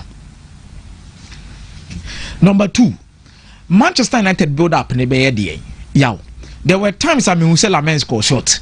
There were times I mean Lamens score long. Yes. Lamens long na okon him always make sure say baby or the ball never to be closer to the center like Accra. Meaning say train Liverpool 2 centre backs in the Omaba because they don't know who will go for the ball. Either Ibuemo, either Matheus Cunha, or even Bruno Fernandes. It is her first goal in the AC. Your ball on the bar say share the number of Manchester United players who were closer to the ball. Shadrach Beboamia, Kobe person baby a Virgil van Dijk, a pin ball, and then you count the number of Man United players that were closer to the action. It can do baby a Virgil van Dijk be pin ball na no person in the amame. Then you understand the importance of Man United making sure that the second boss, very good. Nyamisha. Virgil van Dijk target is over be pin ball maybe a free. Now, shall Manchester United players or more Liverpool half more. 1, 2, 3, 4, 5, 6. Or more 6. Liverpool say 6. Meaning say say no a man to man and more say. Okay. Man to man. And Man United will feel comfortable in this situation because Liverpool attacking midfielders mean anyhow. Maybe as almost like Akama McAllister plus the 4 fullbacks and Ryan Gravenberch, the double pivot of Liverpool. Yes. Now a gap between McAllister and maybe a Bruno Gina. Bruno amane gap because when Bruno gets into the zone and McAllister Gina Sisiana, born Man United enya. The best player to have the ball in this area is not Matheus Cunha, it's not Mason Mount, it is Bruno Fernandes because one pass from him ebe split the whole team. And there's a free man in the shape of Amad Diallo, and at the same time on the other hand side, Diogo Dalot. Let's say I was a Bruno no war advantageous position for the second ball. For the second ball, almost all the time. Almost all the time. And I ask myself, and then the Liverpool players 1, 2, 3. Obia go for an elbow, I can't go penalty VV. McAllister every game ni no I'm telling you, Mbuemo doesn't win this particular area duel against Virgil van Dijk. Because Virgil van Dijk will hide the channel. Area boss so the boy. Say McAllister crampo Jama Kunate. And Virgil van Dijk will have say Kwana Krana. Now McAllister exploited the space in the the second ball does not get to Bruno Fernandes. And yes, I can ball no duko pray. No duko pray. And they were jittery. And when you Liverpool bar, it is important to get the first goal early. Yeah. Especially when they are playing at Anfield. Yeah. And already the way United say go na the crowd were pushing Liverpool and I'm making mistakes because go on Bantam. A barrier and Liverpool players no hope kakra. Eti boy ni kwanso mo pass kra na say o de ahomutie gidigidi no pass ebufo gidigidi no pass sa no mo ye sa ne mana and me Kaiser Virgil van Dijk catch Ryan Gravenberch say onya botre because they were still picking up passes and any kwanse go. But yaw, ade ba ko about this Manchester United team ni say. Abraham mo consider tia Liverpool no the old Manchester United yaw. I'm telling you, can United be Lucy. Abraham 1-1 no. United that no a. Ke ni momu in subsequent games bi o maba ka game we lose so share the comment of Michael Owen after they equalize on various social media handles share the Jamie Carragher comment on so make yaw obiara say we o ma consider go here on what the Liverpool go on to win the game. Then fast forward, United threw another set piece. Liverpool are conceded from 5 set pieces. Liverpool are conceded from 5 solid set pieces against Crystal Palace. Some are conceded. So the goals no more conceded now. United are making an effort, so we use it against them to win this game. Yeah, it is a statement win. This is a statement win for Manchester United. As to say about continuing another topic on his own. But the reason why this becomes a statement win for United is one, no more winning back-to-back games under Ruben Amorim. They've done it for the first time in 35 matches. Then after that, Anfield since 2016, United and go on say. Then this game, United goes there and carries the day. Splendid performance. But Ancelotti is a sore loser. He's a sore loser. Yo, the new signings of Liverpool are not giving them the. And I True. The new signings of Liverpool are not working out, and I'm still surprised. Argentina Federico Chiesa any more minute for Liverpool, because definitely the moment he came into the game, be as a sign. I believe it is time Mohamed Salah also chain. Because Liverpool to say now can in Bremo be instant hits. Mateus Cunha said will be a funny be a instant hitter. Main numbers, but only panel contribution in the game. Yeah, I could take Liverpool right from Community Shield. After I in the JC, Yamani can right from Community Shield. Sir Osain Isaac, Adia Liverpool and Slaughter also what I say. Sir Osain Isaac, Osain Flowenvet, Osain Akitike, Yaw. Meaning say, I was a new Mabia Namunina Mudigu Mohamed Salah. Betting I was a moche. Wontumi. But this time around, when Salah is even having a bad game, Metina say because coaches are bound to loyalty. Because there were certain games last season and Nipo bailing it out by Mohamed Salah. But now there is time for everything. A drew maybe not your money in Koya, you ben Salah. We need free now you'll be full frabishim. Shekesa or buy a case of bishim na case bono. Then share how are not complimenting Cody Gakpo in the game.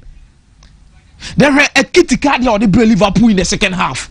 So you look at the dynamism of that front three. And in your mom, we are Liverpool in the latter stages of the game. Can be sure say Kasha said can you must beat Marco differently. Now surprise United by not picking Mohamed Salah for this game. Almost very surprised. Because Nipa do and Nibetuno so no man farmer. And I've already read the statistics about Mohamed Salah this season to you. Said your man said down Piqué and farmer no. But Ancelotti maybe or done position here, ya Gabu shed him kesiye. He can turn things around. Say 15 points, which is 4 points away from Arsenal. No disrespect to Arsenal by now. Arsenal 4 points, and who's lose one man for Befan. What am I say? No, Arsenal lose 4 points. You can literally keep it up, but a squad rotation, picking the best team, and I think this is Ancelotti's own team. And Liverpool 2 and 3 now they can want them now. Now we say, oh, na Trent bet me on corner Robertson and Nadia Robertson be say na Emre will always prove things to be right. Emre. First, nanke baby back on a man for building or build fire. Alexander Trent on the side. But this time around, the 2 fullbacks of Liverpool in Omochidao. The 2 fullbacks of Liverpool, and Kekes is not even offering anything better for Liverpool in attack.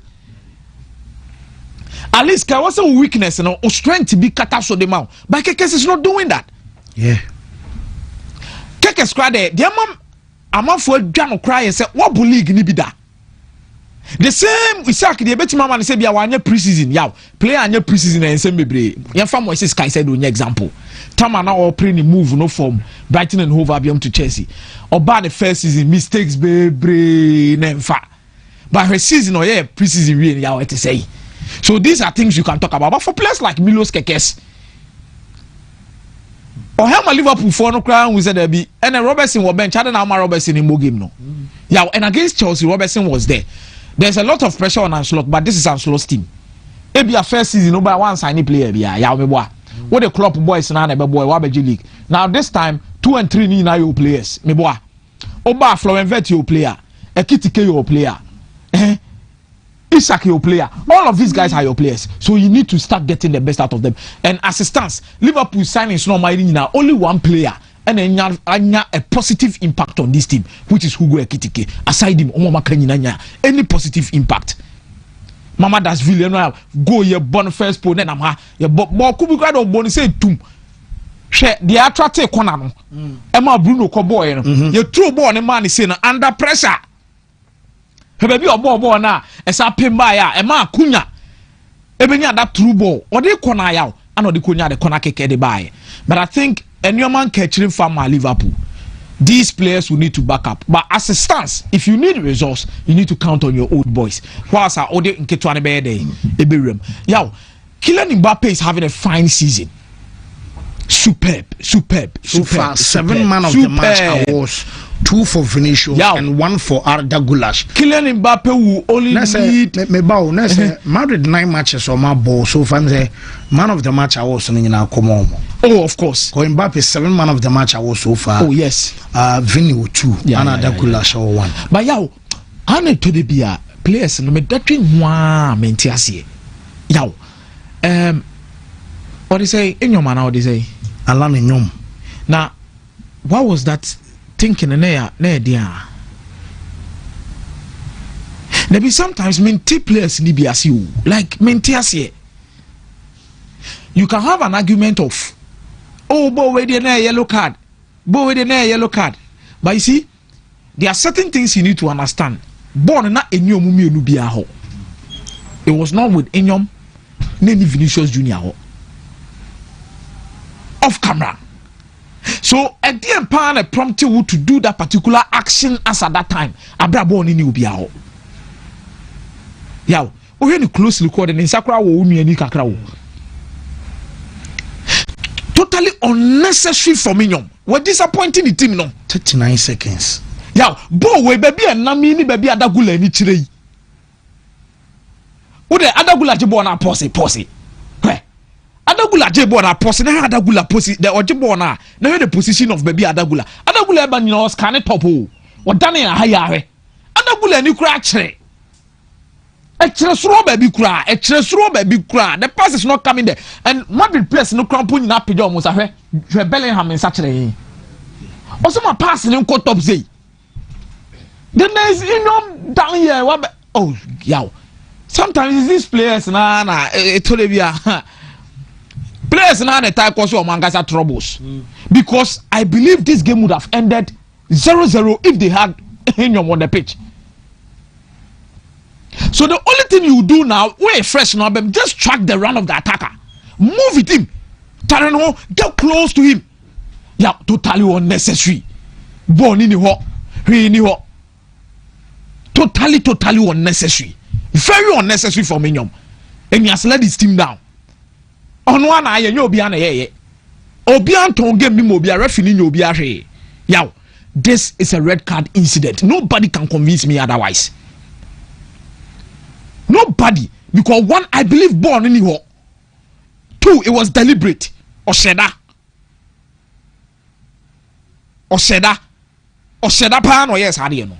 Because born in the Nani tria se Vinicius say ko, and Osheda pa, and born say it's a red card. It's a pure red card. Sometimes players need to be some things unintelligent. They should know they did the thing unintelligent. You've cost what cost to team no? What cost to team no? You don't do this. What cost to team no? And Madrid were happy because then Kylian Mbappe comes in. They scores a winning goal. Yo, Kylian Mbappe then away no. Oh, prepare no. So Real Madrid did trophies this season. He only needs the World Cup to cement 1 or 2 things, and he'll be back in the discussion. And because Alan the red card ni we answer na go neighbor. What did I mention? I say no. I don't the record. What the record ni we? Because when the red card na you goalless. goalless.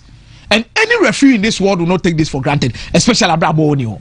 But Barcelona are finding ways to win games. Yeah, most important. In this situation, and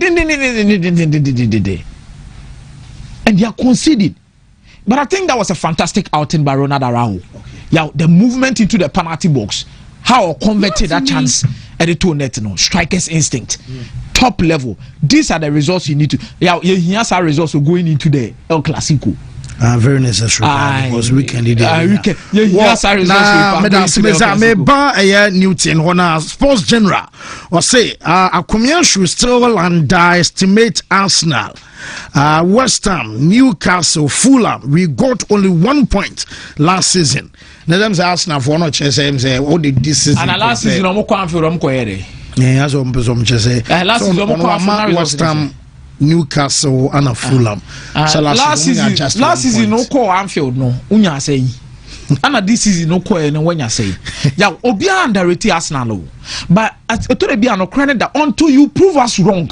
In the last 4 seasons, you've always proven us right. You only need to prove us wrong to change our mentality about you. Last 4 years, we are no and you still want me to believe you can do it easily. Until say Kofi changed. Kofi Kisi person Facebook or say, funny enough, the man I was sitting close to told me this guy plays foolishly more than the starter, and after 39 seconds he got sent off. Wow. So someone is even confirming Vinicius or you have a coach and so why substitution here pano.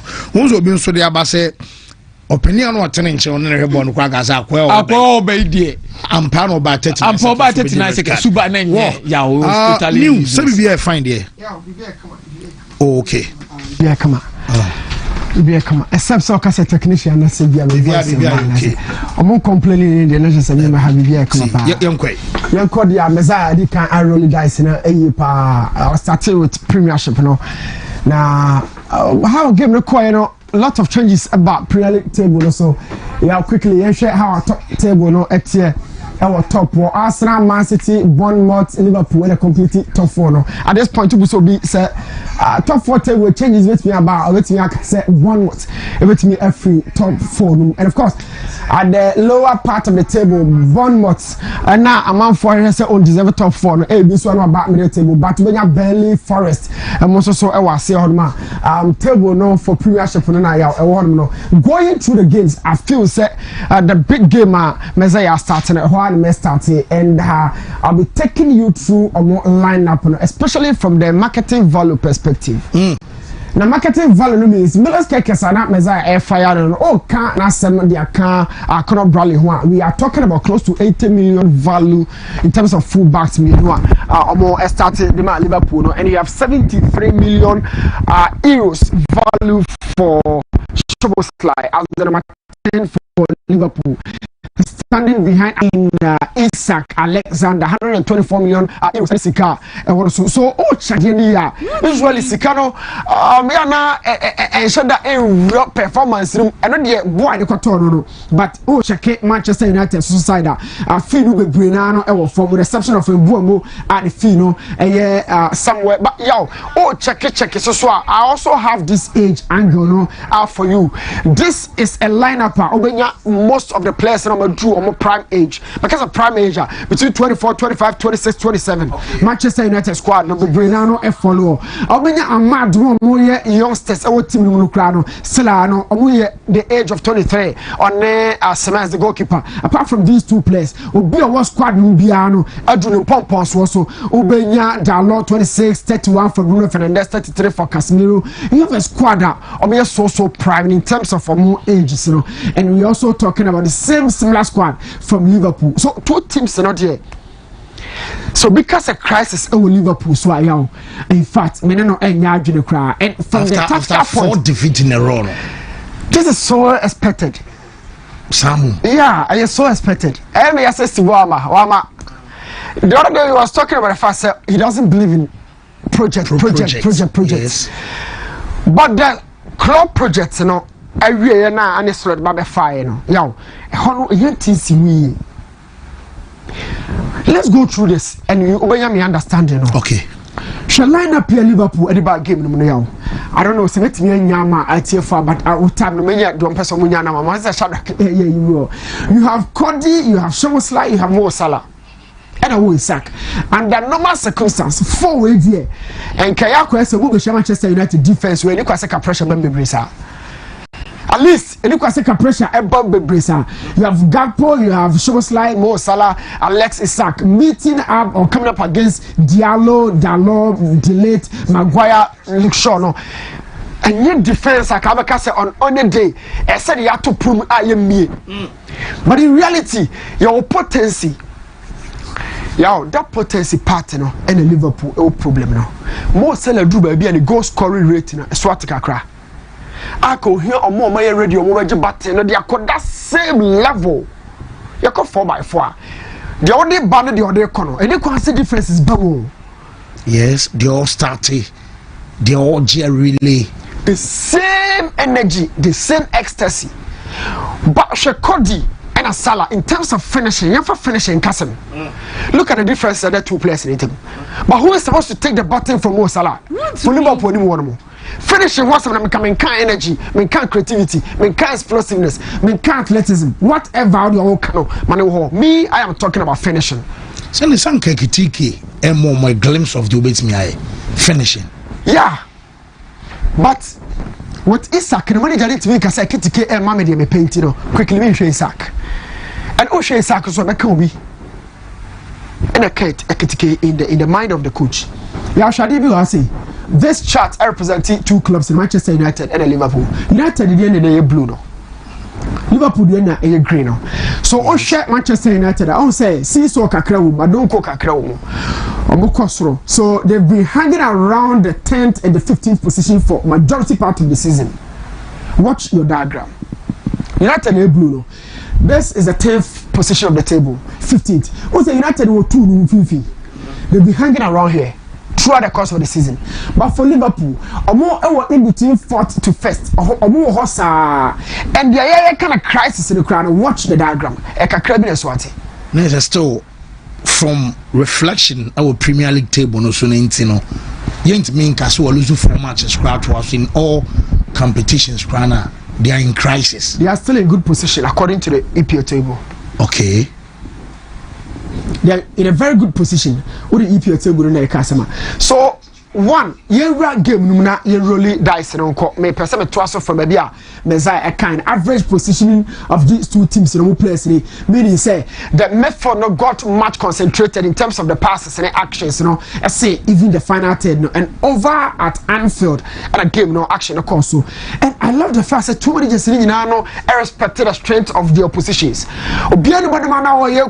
say we dey contortion so from the selection from their lineups you could say something say watch this image on your screen na shade image we say yes image we show on TV so if make us a live game about 8 times now who image we any celebration image ni we about to three oh shit about to three oh shit about to three oh shit Cody Gakpo is really the real clinical guy Liverpool are looking for.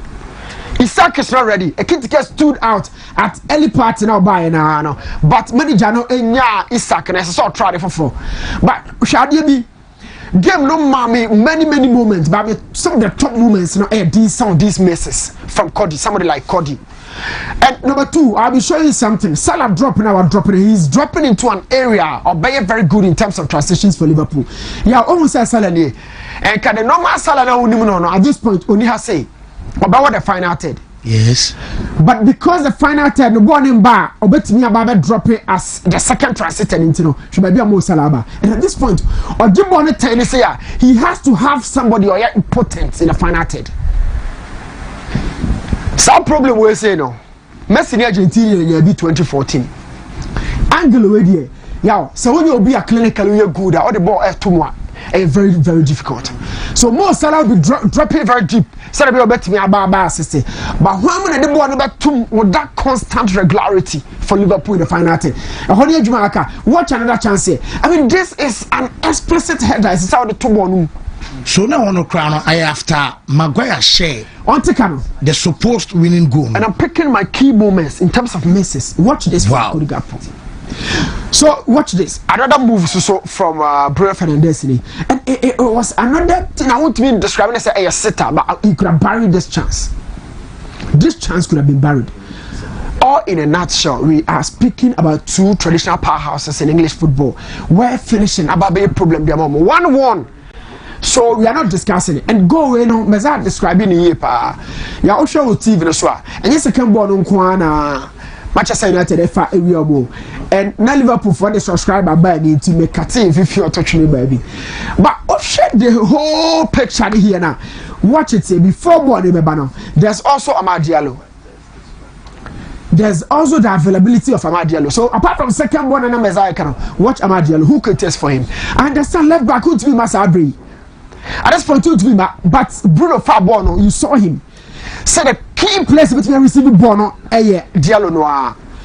And they all slept around the zone. They all went off. Because it's 1-on-1 situation here. But they all went off. It has been a situation now Omubetimi defended by right early in the game. Yes, very, very, very right from the middle of the park. And Sana Bono but apart from this goal, there was also another final. Corner no Liverpool set up be what say. Now set up no it was for another function, but on the other side and it was a corner piece. And every set corner no so who defend here, you think of an outlet. You show TV no see the national referee right. But be a more salad your friend outlet. I shall say Liverpool could defend their body free to her. Your problem no ha never fa born or the never call. Sanko way clear. Now outlet dear you probably on who never fa born their second ball so free to her. Oh probably bet me defend their block bono and on your more salad juma. Okay. Body free to her probably and who how be fa dia call. But I'm free to my own free to my opponent now. Somebody and who ha or aggressive or bet me block it or bet me intercept. And nothing I know to Ado or you so Ali said no kudus or Haseno. Ali said who are they waiting I come out from but most silent me that was the first thing. And son about this alcohol. You saw it. Most silent me function just as the coach placed him. And this is one area. Watch so slide. Yeah, situation this now I come was no. This is so slide. Oh so slide. And I could not. Only no fee pay and I'm a guy.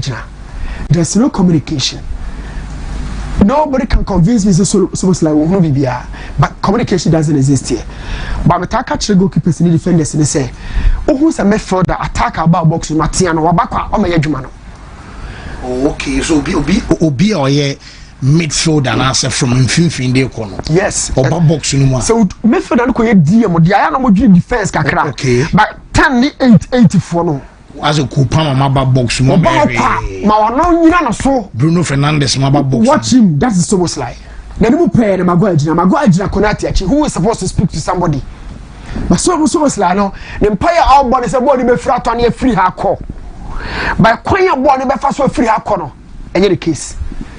The new player, Maguire, and you don't go.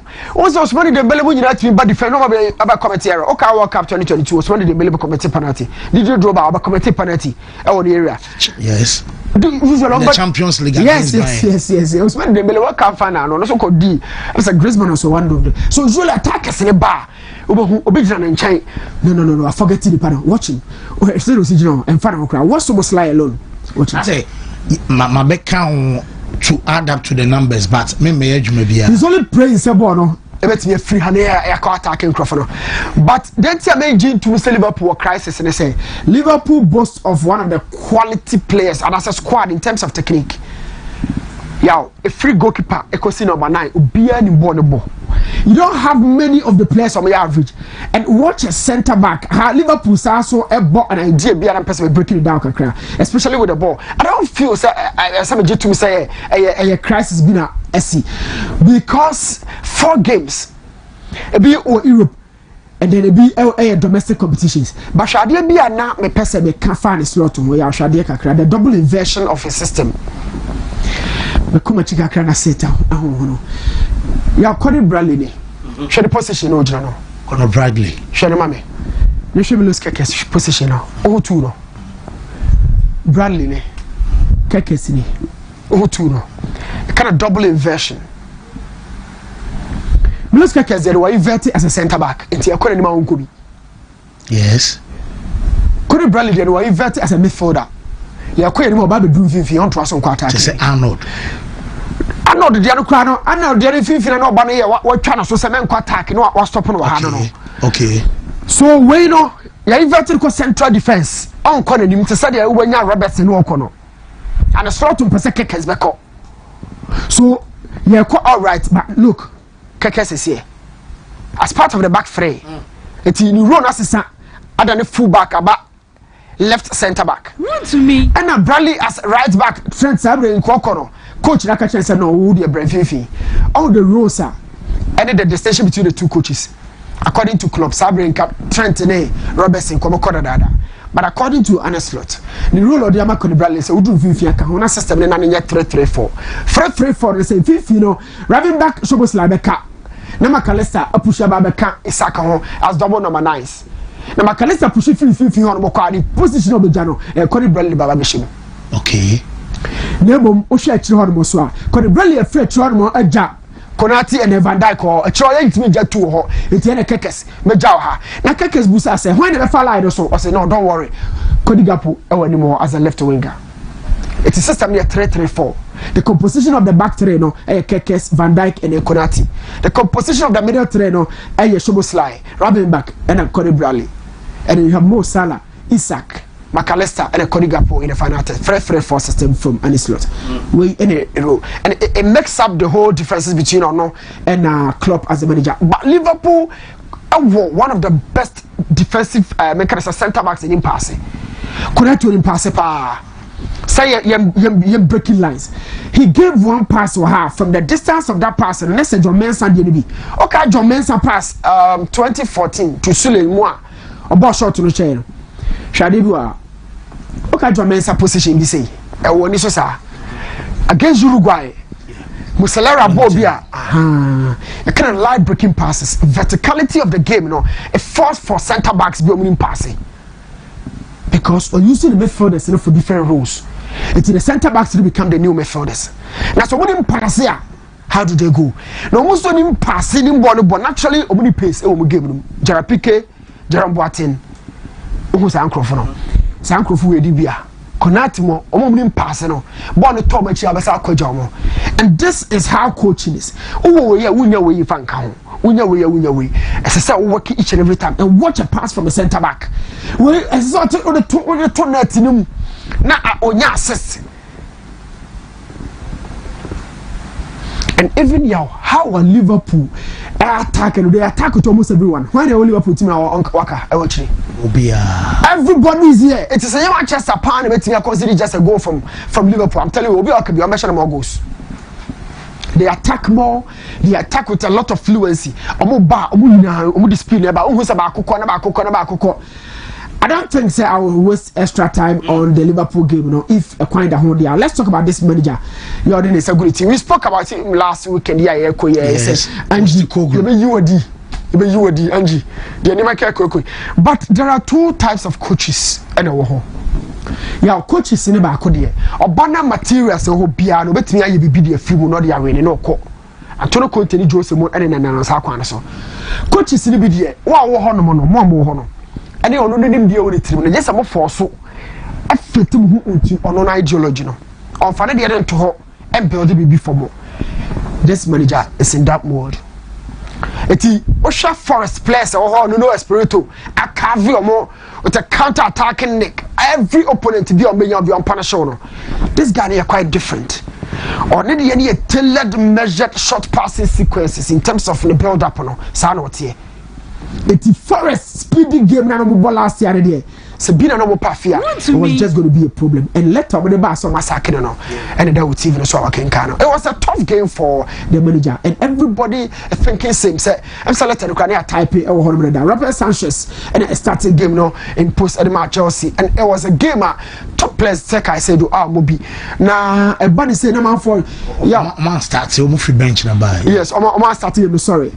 Only said these chances of Munya edit at Chelsea Forest were hard done by lack of how should I put it? There could have been a goal. There should have been a goal. It was possible, Yeah, very, very possible. But at the end, the scoreline 3-0 and all of that, feeling so. Forest but they had their chances. And one player, Mabona Basso for the growth in the last couple of games, when you bought Josh a champion for Chelsea. Okay, so I'm a question in a game. No, say pressure what Premiership no be man survival. Everybody grow for Chelsea, and out of that, but steadily I've seen his growth. And that Maresca say each and every progress be an boy coach behind the scenes. It will really manifest with time. This is Josh a champion. I don't know that UTVC. I don't know that go no and Chelsea. In fact, a happy moment. The youngster power and Chelsea are one club more respected central defenders here. We are centre back system no my own year. They really respect you from JT with time no, but we are centre back in Kwana Bobby in Kwana you. There are other clubs on my out. Positions will be over decided will give me in home pay. But at Chelsea, they really recognize central defenders. And Josh, how almost in the banner. The only thing we are stopping at this point is injuries. Quality game for Chelsea, but a very bad moment for Ange Postecoglou. The time now by the shortest stint of Premier League in the history after Sam Allardyce 30 days so let me fancy and I am ready. Whoa, Mate, new Medasi. Mike Waha, Yamre, real quick now, your baby be a fine say, or many fouls to Nanchi be an fee. A man you may come and say, we read better. Mike. Fancy, Medasi, my name. Yanko, there are a lot of things to talk about regarding their course to Europe near them. I should say Newton Yakumia might have delved deeper into Liverpool team, Unfortunately, meant to me unfollow. But the first one will be: is Arne Slot playing his best team? Big question. Say Arne Slot or Bonnie best team. So players were selected so Omunjina Park and so Mbobo and Fama Liverpool. Are they the best players? A very crucial question. Again, too, the level of coaching. Is it the best of Liverpool as it stands? There is a difference in G League in the last season into a G League in the DR and the Genitum so a good coach. Yes, everybody appreciates. Obiati as you say, Arne Slot in the grand scheme of affairs is a very good coach on the evidence of what he did last season. But this season, the level of coaching to saying, is he coaching right? Is he getting it right? Fundamentals Ben I am missing as it stands now. Because there are two Liverpool against Man U. And yet just an occurrence. A regular or consistent occurrence. A streak. Liverpool poor defending. Say this set piece crosses into the box, transitional play na acquire counter attack. It's not the first time. Liverpool this season, Semenyo Bournemouth, right from Bournemouth game, they won. Yeah. So they have always conceded similar goals. I don't think it becomes a matter of just the personnel. Another angle will also have to be the coaching. Teams now might have known Arne Slot and they will work things around him. Just to make sure, say, baby, Liverpool seem to number boa. And that is what is happening. Crosses into the box, whether low or aerially. Chelsea winning goal next about how did it come? Yeah, low cross across the face of goal. Then connection by the last man. No ye free. Anamibwa. Yes. Maguire headed into the net. Yeah. No ye free. Anamibwa. How do Liverpool deal with such situations? Crosses into the box. Whether from open play or set play. So Mojide say a slot coach will need to improve. Say an obey last season and command the league. He has the capacity to turn things around. He is a good coach, but presently he is not coaching right. 2, selecting the best team. Menuti, Minya say Chinie Bebem, see a Kasa Kitike, I hit the ground running, and Ope Liverpool, they also a bomb center forward no from the starter. It should be him. Obedimi Chiniesa. Obi Osi and you more share so. May I show us almost Bejiatum. Say no muina, be 90% be catch us a Debbie. Ekitike Liverpool's best center forward in such a game. Right from the international break. So what do you do? A difference woman say international break ni Isaac and Kobe into a Liverpool money na year training. But he also went to Sweden as much as Ekitike also went to France. Into Mumbi and nowhere out. So on the evidence of the Omaye this season, who do you continue with? It has to be Ekitike. But you start a crucial game like this and you play a misfiring Isaac. Now the consequences are this. Isaac nenyam farmer. When a farmer Isaac adie Ekitike yeno obetimi aye or even do more. He already is established in the Premier League. Last season so he was next for goals and non-penalty goals. He's a facilitator, he's an enabler. Ekitike enabler, a facilitator. So the profile the opposite Isaac Yamano, Ekitike betimi, but on the basis of form and psyche, Ekitike will name see Isaac at present. Yes. Isaac still has to shake off that most expensive buy tag. He turned over £120 million. He has not shrugged it off. 2, he's not hit the ground running. Nitrimono or Peguashe. Enti boy was anke Ishak etone bono and peperebem. Boy was ordin in no bem like typical Isaac. Now he can't. Pass now kunate de man no ball short now. Typical of Isaac. Isaac bit na ball so. Or the na fe fast way di agro. Akre so betimi atwe pass ya for an on-rushing midfielder. This is not Alexander Ishak because Onyambe CP, Onyambe Dimu, preseason Owanyebi, it takes time. But Arne Slot is not helping when he's consistently starting him at the expense of top performers. So the selection, it wasn't his best team. Then to the third one, a year away, Salah. Should Salah get consistent starting berth even when he's not performing? A year say, Slot a bonny team no or starting players or selected players based on reputation, not performance. If it is for performance and then for balance sake, Salah has lost something. He lost a certain partnership between himself and Trent. Trent brought to bear in this Liverpool team the technical intelligence. So, or one player, he plays one position, but he plays various roles. So at one point in time, Trent airball as the right back. In the same game, he offers a right flank option for overlap and cross purposes. In the same game, he enters into the middle and is playing as a midfielder. His eye for pass and inhibition means that Trent can break or split apart defenses with just a pass. If you miss him, you miss out on a lot of supply. Any coordinated player Salah Benya, he's not getting that. Conor Bradley Salah, they have not built that kind of synergy or chemistry.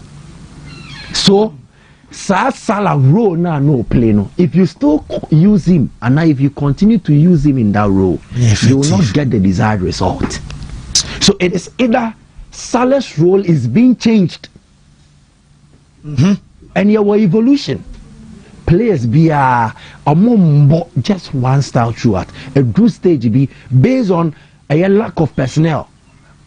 Any existing profiles around, you tweak into Mbappe, our PSG, Obabo from the left. Mbappe ba Madrid, Xabi Alonso, what is he doing? He's playing him from central areas, but roles defined different. Let's say, and Alonso, no, and Ancelotti, then difference room. Yeah, he's playing central. As a 9, but role okay. Different. Mbappe is more active now, gets more part of the ball play, build up, whether in the second phase or the final phase. So Salah is not being used right. Onwankasa on the own issues, loss of form, because chance you are saying I am pardonable. Per Salah standard, he should be burying that ghost. But role I use soon is it bringing the best out of him? Nah, when was the last time he said Salah at the game above my Liverpool? It has changed. So Slot is not playing his best team. Milos Kekesh, game way, what does it call for? Experience, a rivalry. Kekesh is a youthful, excellent left fullback. But there are times where exuberance alone ain't enough. Experience counts. Games like this, Andy Robertson, play him, see what happens. Amad Diallo had a field day. He found a first goal in free by from the right. Amad Diallo again, another pass from the right. Bruno Fernandes Bosse. A lot of things are not right at Liverpool. So what they encountered before this game, Saturday the Mankasa. Production. But if anybody wants Obia or start Kasai from last week, say Man U beshe Liverpool. Ayamia, Bisa Komia. Kajan say Man U and shy 2 goals. They will win this game. Mekachi Omun Fanji Juma invest in it. Kandan Komuska. Oh, true. And then I TikTok live or he's saying Adams in so in the TikTok. I said it. Liverpool ain't to mean stopping Man U, and whatever thing they are going through, and your blip, a slump, or my tiaba form. And there are more motiba from the coaching and surveyor. It does not make them competent enough to dispatch Manchester United. So Sanka. And last season, another thing that carried them through, a special moment. Liverpool used special moments to win a lot of games. This season, crazy year. Almost starting a special moment. I know I'm finding last minute. No, I'm going to say, the ghost of Diogo Jota. Now, teams are also getting special moments against Liverpool. And it looks like they've overspent their luck card. Say ATM card, no, question by mu ewa. I saw Mad Yamanabros in this year, they've run out of credit. Gakpo, or he posts now how many times? 3 different times. Typical, Kebiakubi Beshe. These are the issues, but they will get better. But it won't get better overnight. Coaching needs to improve, and Arne Slot needs to be bold enough to start his best team. And one of the few ways of starting to improve and become better. Away from that, Chelsea Diano. Brilliance, talent, potential will get you to a lot of places, but discipline and a lack of it, a better sign. Chelsea's indiscipline is becoming one too many. And I think I was a club, form. There should be heavy fines and other sanctions. A way down on the players for them to really consider. You don't play 4 Premier League matches and then receive 4 different red cards. And they were avoidable with wisdom or application of common sense. Goes to red card, the latest case in reference. Watch a 3-0. Bonnie upon baby I play away on Koshel. I don't know what ran through his mind for him to tackle and receive. So we really you're finding on the weekly wage, you're 10 heavy. Near striking no. I'm on for card and Brian strike you. We are 3 times a 1 month. If the players start to feel it that much, they will think about some of these things. But I know about with inexperienced teams in the idea. Wontumi. Mbappe form nobody can stop him. Or the freelancers. He's in the form of his life and nobody can stop him. Why is a hurricane? otu say ba e dente say no anka say jai. And after Mbappe, I think that after Ronaldo, Mbappe is the next big superstar Madrid ankasa enya so on meka omu team ne ho. And he's living up to that billing. I only hope and pray he avoids injury. He maintains his form. 11 goals in his first 9 starts. Our 9 matches. Ronaldo gave 17 in 9. It is no fluke. The sooner you start to recognize this boy and what he deserves, the better it will be for all of us. He's in the form of his life and nobody can stop him. And the moment he starts like this, nothing in Aberdeen to know your coach so obey you soon send your power. Madrid will win. Not just matches, but trophies. Then it paves the way for him to get the individual prizes he has so long sought after. Na eba na BBA. Very good start. Barca winning here, I am more concerned about Barcelona. In the lead up to the Clasico, Barca winning, Madrid winning, Santa Bibian say Hansi Flick baby. Kudos to him. He meant he has plan B. Say ideal options then available are you improvise. The decision to bring on Ronald Araujo as a makeshift center forward, it paid off. But then again, what are the issues? The issues are that senior Hansi Flick who said plan B to me buano. Defense also. Plan B bet me abua. With the high line. Barca are becoming too predictable and easy to play against. High line no. Now even teams with relatively weaker quality are exploiting it. Last season it was novel, new, so it was a bit surprising to people. This season they know it, and yet the same teams now on board two times last season. Rayo Vallecano and the saying 2 times, Levante 2 times. Into a if you don't change, if you don't evolve, if you don't improvise, if you don't modify, how do you go? So Hansi Flick and Casano should also look himself in the mirror. I like coaches with philosophy or ideology, but I also hate that at times they are too stubborn to admit. So I was see a tweaky near them fast whatever. When they needed a win, he saw the wisdom in bringing on Araujo to plant him as a penalty goal threat to Girona, and when the crosses came, he delivered.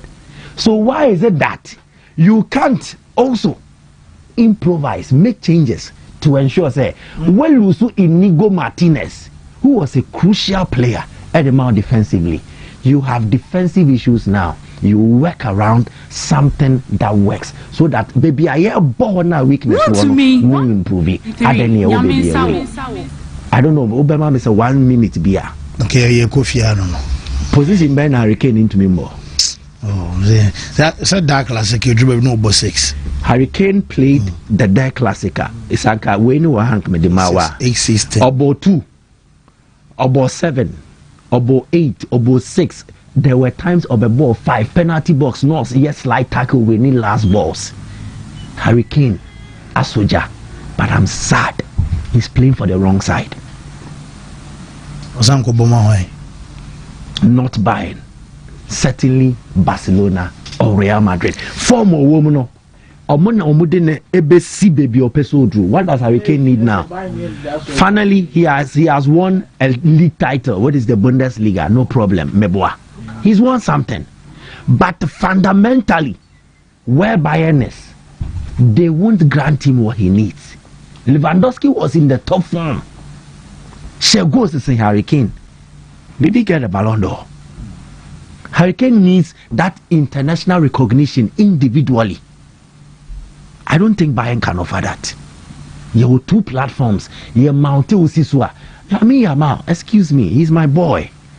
But there, Ankasa Pana Lami, yeah. A more to maybe PM top 3 last season. The club he plays for. The exposure, the political campaigns they run, especially those behind the scenes. The Bayern bosses won't do that. The last time now, it was a holy honest, no better Nyome Gum from him. Said Newcastle for Neti and Kwasi Sika. Stuttgart for Nyasebi Kwasi, Biamana Votama. The Bayern bosses won't go the extra mile to project the player to win such awards. At Madrid, at Barcelona, they know what it means and they will go all out. So I started somewhere about 2 weeks ago. I say more than for say can't body season you want to also buy a beam. No, I think what he needs to achieve, he will definitely. Almost started Tottenham come back. Yeah. Even in the Premier League. Yeah. You get a point. So clearly, because he's England's all-time top scorer, one of the most formidable forces in terms of strikers in the game now. He's been consistent in the last decade. He needs a crowning moment. The crowning moment came in terms of collective success last season. Individually, will he get a crowning moment? Exactly. Yeah. And I think that platform at Bayern and Germany would not offer him that. Mr. Omedu many be fache me. I'm say be voice. Now me konto kwa bi wait. Na ma me voice na. I'm saying network near worldwide. Ghana na worldwide. Internet na ngasa no. Yeah. I'm phobia complaining to Mr. Momo and I'm TV na mo say. Snapchat was even down this morning, crowd. Oh, okay. And then various websites. I'm say baby girls and then send them twerking videos na made them. I na streak ni na academy. Yeah, my boy. Say penetrate the age ma wo pe. Obia ni de ha no wana. That's why president na be okay. Oh, na me adu be fine. Papa bi na okwa so okobọ mpae. Tumi enya true life story.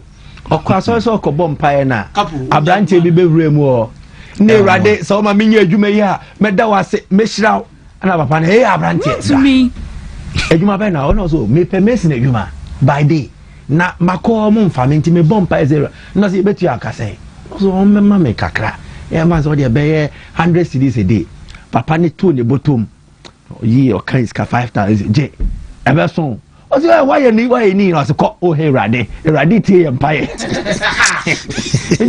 obi ani de hia no it would dey hia Snapchat na get twerking videos kabo yem ko why sexy bambina hey sexy TV zoo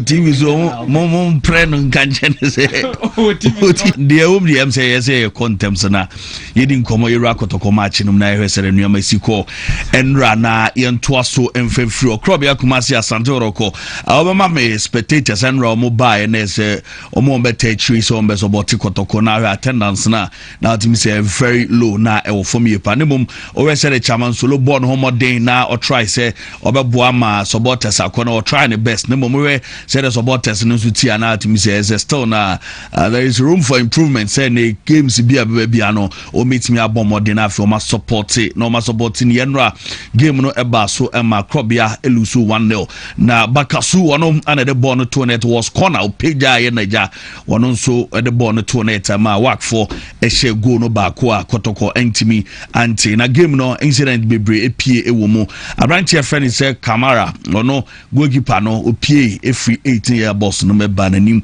erensa ebeka ball ema na yellow card ona work players no womu proteste ya ema red card eko edema goalkeeper ema team say o film no na e hadwe yepe no Camara dia efri on me de ba say Mohamed Camara enkomo ane de eba no na yewie game no kotoko coach a friend Abdul Karim Zito ensem kakra etujo ase before the game no nim say sa game we no the preparation ne de na nche ne say obelusu nemom still womo elusu yebeti kakra Abdul Karim Zito eritudwa on say na ye be start game ne de obi catch and say obelusu game we ananka onyini because I prepare very well for the game yenti coach no.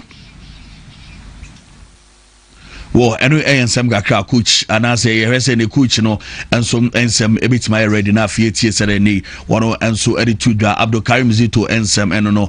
Now, Orien was say, Yamo be anti first leg near Bo, Ghana area, second leg, Ebecoso, Morocco. Na, do all can say, a possible, say, omit me aqua show, or said the name, go free by Ombeshe Hano, woman so possible, so meet me a conafi, Omako share, O Morocco, and some kakra, what a tuja, now coach at was, so Omuzan is a bet Amwa. nsama enso do ba bi na Albert ohwe ne modern money adena na ese coach otimi esesa no eyi ne film no so edu ba bi no na nka obeso ye change na mo ball na nkasa na edu ba bi a Ronaldo ni Messi no odo mo ball ya na edin so be change wo mo because ohwe input whatever ma o game no ma obe so no ho mfa ne de ne mom ohwe ne kakra be hu an se game no ya boy wie na so intimi amfa de yes wo de ma na amawa na se wie game no no eka obi ntine no a change no intimi amanu ye kakra no so ochiremo erefa coaches no ekasai said ye me do nsema to dwa no wie no supporters no enso de mo reactions by eka o madwen enso de chair players ne bia no camera said ye no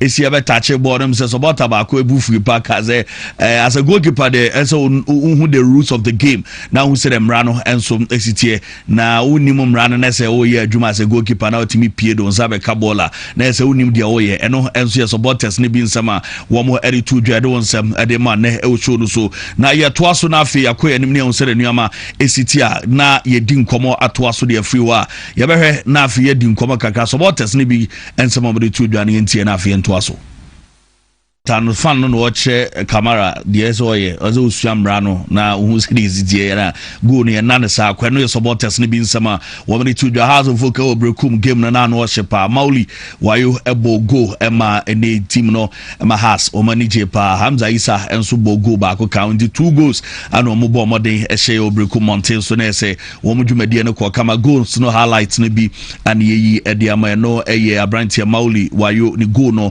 and afi abrantia Hamza Isa omo ane ball modern etontena ne mienu ane yi highlights ne bi ade am after say game no eba na wie Didi drama ne coach at the house of coach Didi eden sam kakra etuda inti ensama Didi ede etuda after say ono e win game no enra Wontumi 101.3 Nyamensawo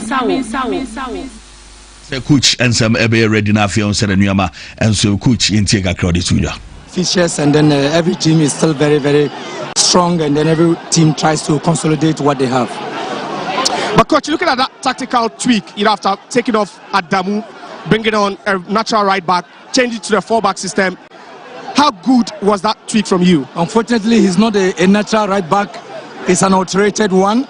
And then it was just to solidify our back line and also to give us that stability in order to still build up from the back and find the necessary pocket spaces where we can be very, very decisive and then positive. For the first time this season, and some kucheri to Jako sama bodu and so the kakraba and say Eric Furientry soon a red card or gamer and of course goalkeeper also in a red card now after say game no ebana we coach some bodu ekaside in some kakra et domuzan say red card affect game plan and the coach some bodu kakra or the tuja chances, which is we squandered all the chances during the second half. It's quite unfortunate the corner kicks that hit the bar and then entered the pole again. And the worst thing about the red card that we got, our goalkeeper, during that time we have made all the changes so that there's nothing that we can do. That's so unfortunate. But what's going to change now? Your goalkeeper is not there. To the results in the Bichim United, Womi Shemi Innovation, Antimiante, Hawaii for and Shemi Adriana Ebomo Camino and Afiswado All Blacks, Shemi, Emma Basakoli Stars, or more, and so Intimiantano, a games in the Serie New Mexico. And I mean, I do my good stars out of Lions, Air Ball, and near 3 p.m. and after same 3 p.m. 11 Wonders and a Carella, and so at the boy in Tivansi, Inventing Avenue from Rem. Medasi, Mezabre. Yeah, I think the full focus will be on the CAF Confederations Cup. Then, if time permits, I maybe didn't come about crowds to folk. Any Brukum Chelsea game no. Now, yeah, so me share Koroko situation now. Almost find yourself in CCA now. I think that is the reality of almost performances of my dynasty. Any who's so. And when I'm Brekum, now I had 2 eyes on the game. Until you cannot make a club, some say, yeah, they main concentrate on Chelsea game now because I wanted to find out what Kotoko will be doing. There are various things the players no more Krumas and also Mutimisian will be different. Talent alone can never take you far, as you always say it. But most of the time, the importance of developing. And a more Friday game ball. It is for individual players. Make a town kakra. Right after everything, we'll come and discuss whatever that went on and how individual players be are failing the club in the long run. Now, this is the first time a WAC of Morocco Abagana has here 1-0 win a deco. In the previous 2 instances, a WAC of Morocco Bagana Hano. Even though they won the Cup Winners' Cup against Kotoko, but game ne ended 2-1 e Ghana ha. And a far away no more than 1-0 yesterday. Based on away goal. The other time they came here, Mobile Kotoko Shoma qualified to the next round of the competition. Yeah, Kotoko Shoma by 2 goals to Kumasi. That means work baby ana Kotoko anya hwe kura no Kotoko 2 bi de obeyede obehye no. But no kra ne say emre sesa no asesa bi yawo. Many empanifo bi di nkomo obrekum a omo football administrators top ones. And yeah, before the game, the things they were saying here say we failed to change with time. Yene nkofo we mu gap wo mu. The conversation that kept on going, you know. Because asatano pa be 10-11 enkoma ye di nyina no, oh no, gap newa, and some of them are sympathizers of Kumasi Asante Kotoko. Okay. Gap newa. Yeni we muni ntimi mbo. Let's accept our fate and try and work on things. Yaw. Se work be she Kotoko 1 wa hasi ya supporters no bu be fuba ade we enye news. The same way we sat down here and Michael Kanwa Hanum said JS Kabi took Kwamba Kroma say be she Gold Stars 2-0. E mane nyo ya because JS Kabi la ko Tunisia ko she US Monastir by 3-0. Sundowns also be sent to Nigeria. Sundowns are called Remo Stars. Are called Remo Stars by 5-1. Been see that. Yeah, the gap keeps on widening. Gap no, MOBA, especially looking at the West African teams, even North Africa for no ground almost can. They can close the gap as it stands, but we are still lagging behind. I say the best we can literally do near say be a bit more foster 1-0 B and a better way near Kobo or Mako share 1-0 and 2-0 B. Then you know if be competitive enough. There are 1 in a million instances where I will be to match some of these games and get results and move on.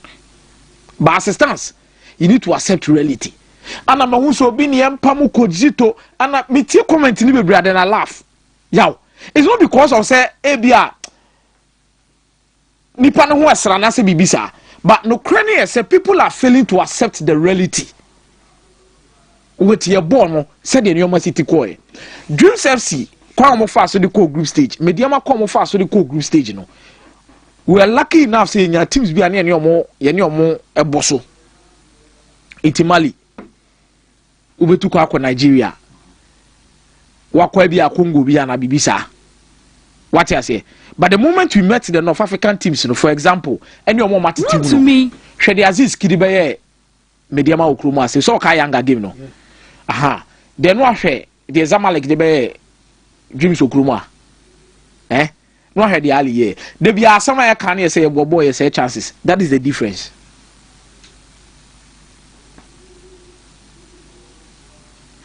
In 2006, now Ghana Black Stars you find yourself in the same situation.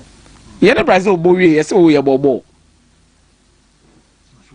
But you know Brazil, I say, yeah, the same issue. Me repeat me do akwanya bo no akati no abato atwene inu se gina po anim no abobo kona kekene na na say oh yes say chat. Yeah, onya board. Remember bi o gina ye ni shot no ball or body say angle no. He was left unmarked. Obia man. Or Danny who say na haya target na panyan. Some about so bobo. No, be sure. Sometimes it's the little things you do that will set the tone for you. But I'll rest my case for the full package of the Kotoko Wak game in terms of the results. Ebemo makwaba omukoba we package the whole and then we address the situation. Camera nare yaw Camera issue ne die one particular goalkeeper. I think Kotoko can't keep Kamara and Aziz Dari in the same team for a long run. So this is not the first time. This is not the first time. Our PR handle ball. The reason why I'm saying that is the extensive pressure that always comes on Kotoko Adenama Kamaranda, Adenama Winda. You see, the agent no Mudium Baba Krumo as in same bibri. Bayaw. This was an absolutely amateur mistake from the number 1 of Kotoko. Amateurish. Yaw, totally amateurish. Patrick Essiedu literally no any player, no den Amrabat neighbor. Ah, Patrick Essiedu, no den Amrabat neighbor. Ah, Bayaw, I think the first card was a yellow card. Odikama na yellow. And sana place no protesting. Omo protesting dey will be comfort. So man red. E will be comfort in say pia. And so no di oje red ni we answer. An opinion referee no. So the kind of report on the anaso be she. But this was so needless. Se Sadrak be ko back a person baby a born person he ya mame. E ko ya no person baby a ya. Why the lead ball no? Ko defender no. Ana no dey na Amrabat finish here dey. On the far top there, no, there's another centre back who is coming in. In this particular space, no, I have one at her, or Mumi na echo for the ball. Obia any advantage over the ball. Amrabat any advantage over the ball. Meboa. Patrick Essiedu any advantage of the ball. There was no sign of Kamara over this position. Yeah, and this position, baby, I'm born to Kamara. Oh, be yet ding. Because Patrick Essiedu ni no den Amrabat na eba o be ye den like a hono o be ye den who PSC there no man options what did they mention as no o PSC o be ye den ankasa o be ye den wo ho ade how be decision making very important. But as I said, yeah, you keep it cool omo komra na ya Ghana Premier League no so nkomo kakra mfa di say ombeko Friday Ombe game the Friday. Very good. Yen try how our response ni besiti ako. But I think for the first part, reality na toko no. Say bi kura de bi mutimi show mo one day. Has for no with that for ba has show mo one day. Go ba be show one dey ko. And I believe if not for the record, Akebi ake kasa about 2-1. Afi na don say good tea. Afi na don say good tea. Afi na don say boom. Afi na don say boom. Kamara. Poor decision making. Very poor decision making. Your House of Folk, Akoshe Bikum Chelsea. The brightest spot about whatever House of Folk is doing in the league, you know. Say yaw. Omo concede go after 6 games. Say na last week na you discuss America say Masoud and concede go sir. Say the can say omo bet me ashe. And so we can Hamza na kwashe go na on shell. And I'm washing a different. But on my own channel, no one it means I'm finding almost scoring from on behalf power. But I think the difference Chelsea. What was Chelsea 2 goals? So Hamza against seems bottom. But I see at the Bekum Chelsea no abesha. Hamza akoshe go, Mawuli wayo akoshe go. Attackers me no munyi na di go ama House of Folk. Now the confidence will be coming in. But yaw. I think the greatest asset of House of Folk is say omutimi adapted to any opponent with the quality of players they have. And no almost start a game no, with 2 midfielders of Rafael Amponsa on a Rocky Dramina. Rocky Dramina and Rafael Amponsa, Rocky Dramina men can say on so that technically astute to say George Parku and Kofi Asma. But our intensity and not tackle so well. The first half was so physical for House of Folk. It in fini quiet. Less chances creation because we see Adams most of the time we need to drop into the midfield to come and create. Second half for year 2 changes. George Parku ni Kofi Asma. Yaw omo buy and afi Brekum Chelsea midfield no was non-existent. Hussein Kwana nimba akopa House of Folk na nya go yi.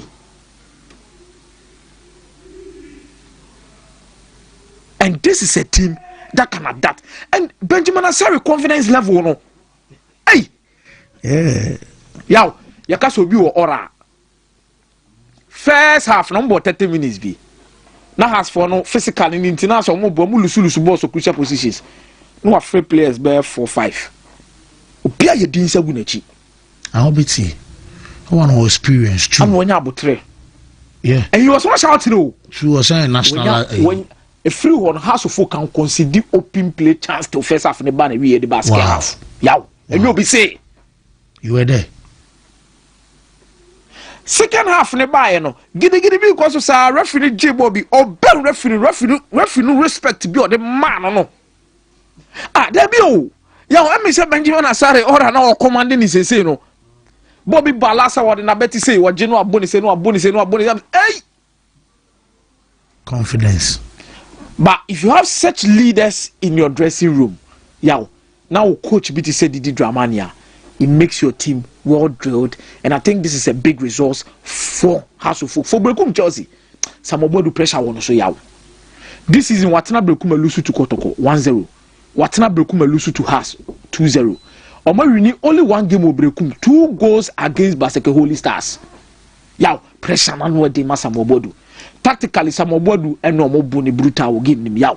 It no cause a chance is crazy bebrebe na me busa me question me say Samobodu a different game ana because game ne question no also strike an nya the first 35 minutes now you strike an if Roman Osman. First 35 minutes now you strike an if. So I was really surprised with the kind of command Odi. Adriana traveler kwasha hoho about 2 goals to ya feel a league we all tapuko no how about league no mo ntina fie lose game how why the show mo trim say wa be wa hobby a mo show how why United come fast to qualify for the league no mo biggest asset na say now to kwa come fie na ntimi show mo Adriana Stars goes there and yaw ochina meshida be ye ma no ma fu ho adwuma pa be yi ni goals bi a kire yaw wahye 4 goals na wahye ni nyina no ochina ye ba be yi go bia type bia baako amwo hunu goals akwa ne hye. These are not easy goals. Easy only obi one mabaka say bia what tap in but these are well executed goals. Omako show mo by 2 goals to 0 and never be any Heart of Lions. Tough game between both sides. Ghost has here resource. By anonymous say no ma bre anomukolusu to vision by 3 goals to 0. Now to debunk that particular thing, they will need to come back and give a performance and results against Heart of Lions. But very difficult, especially knowing the quality of the Heart of Lions team. Yaw. They be amekasa asim we say omu ye team omuji league man ye. They tell ya amekasa omu ye team omuji league man ye ni say. Afi we no omu ni omu boni nyina de yaw say dani league no na say ebo a due to how our league ni city say ye home dominant league no yaw.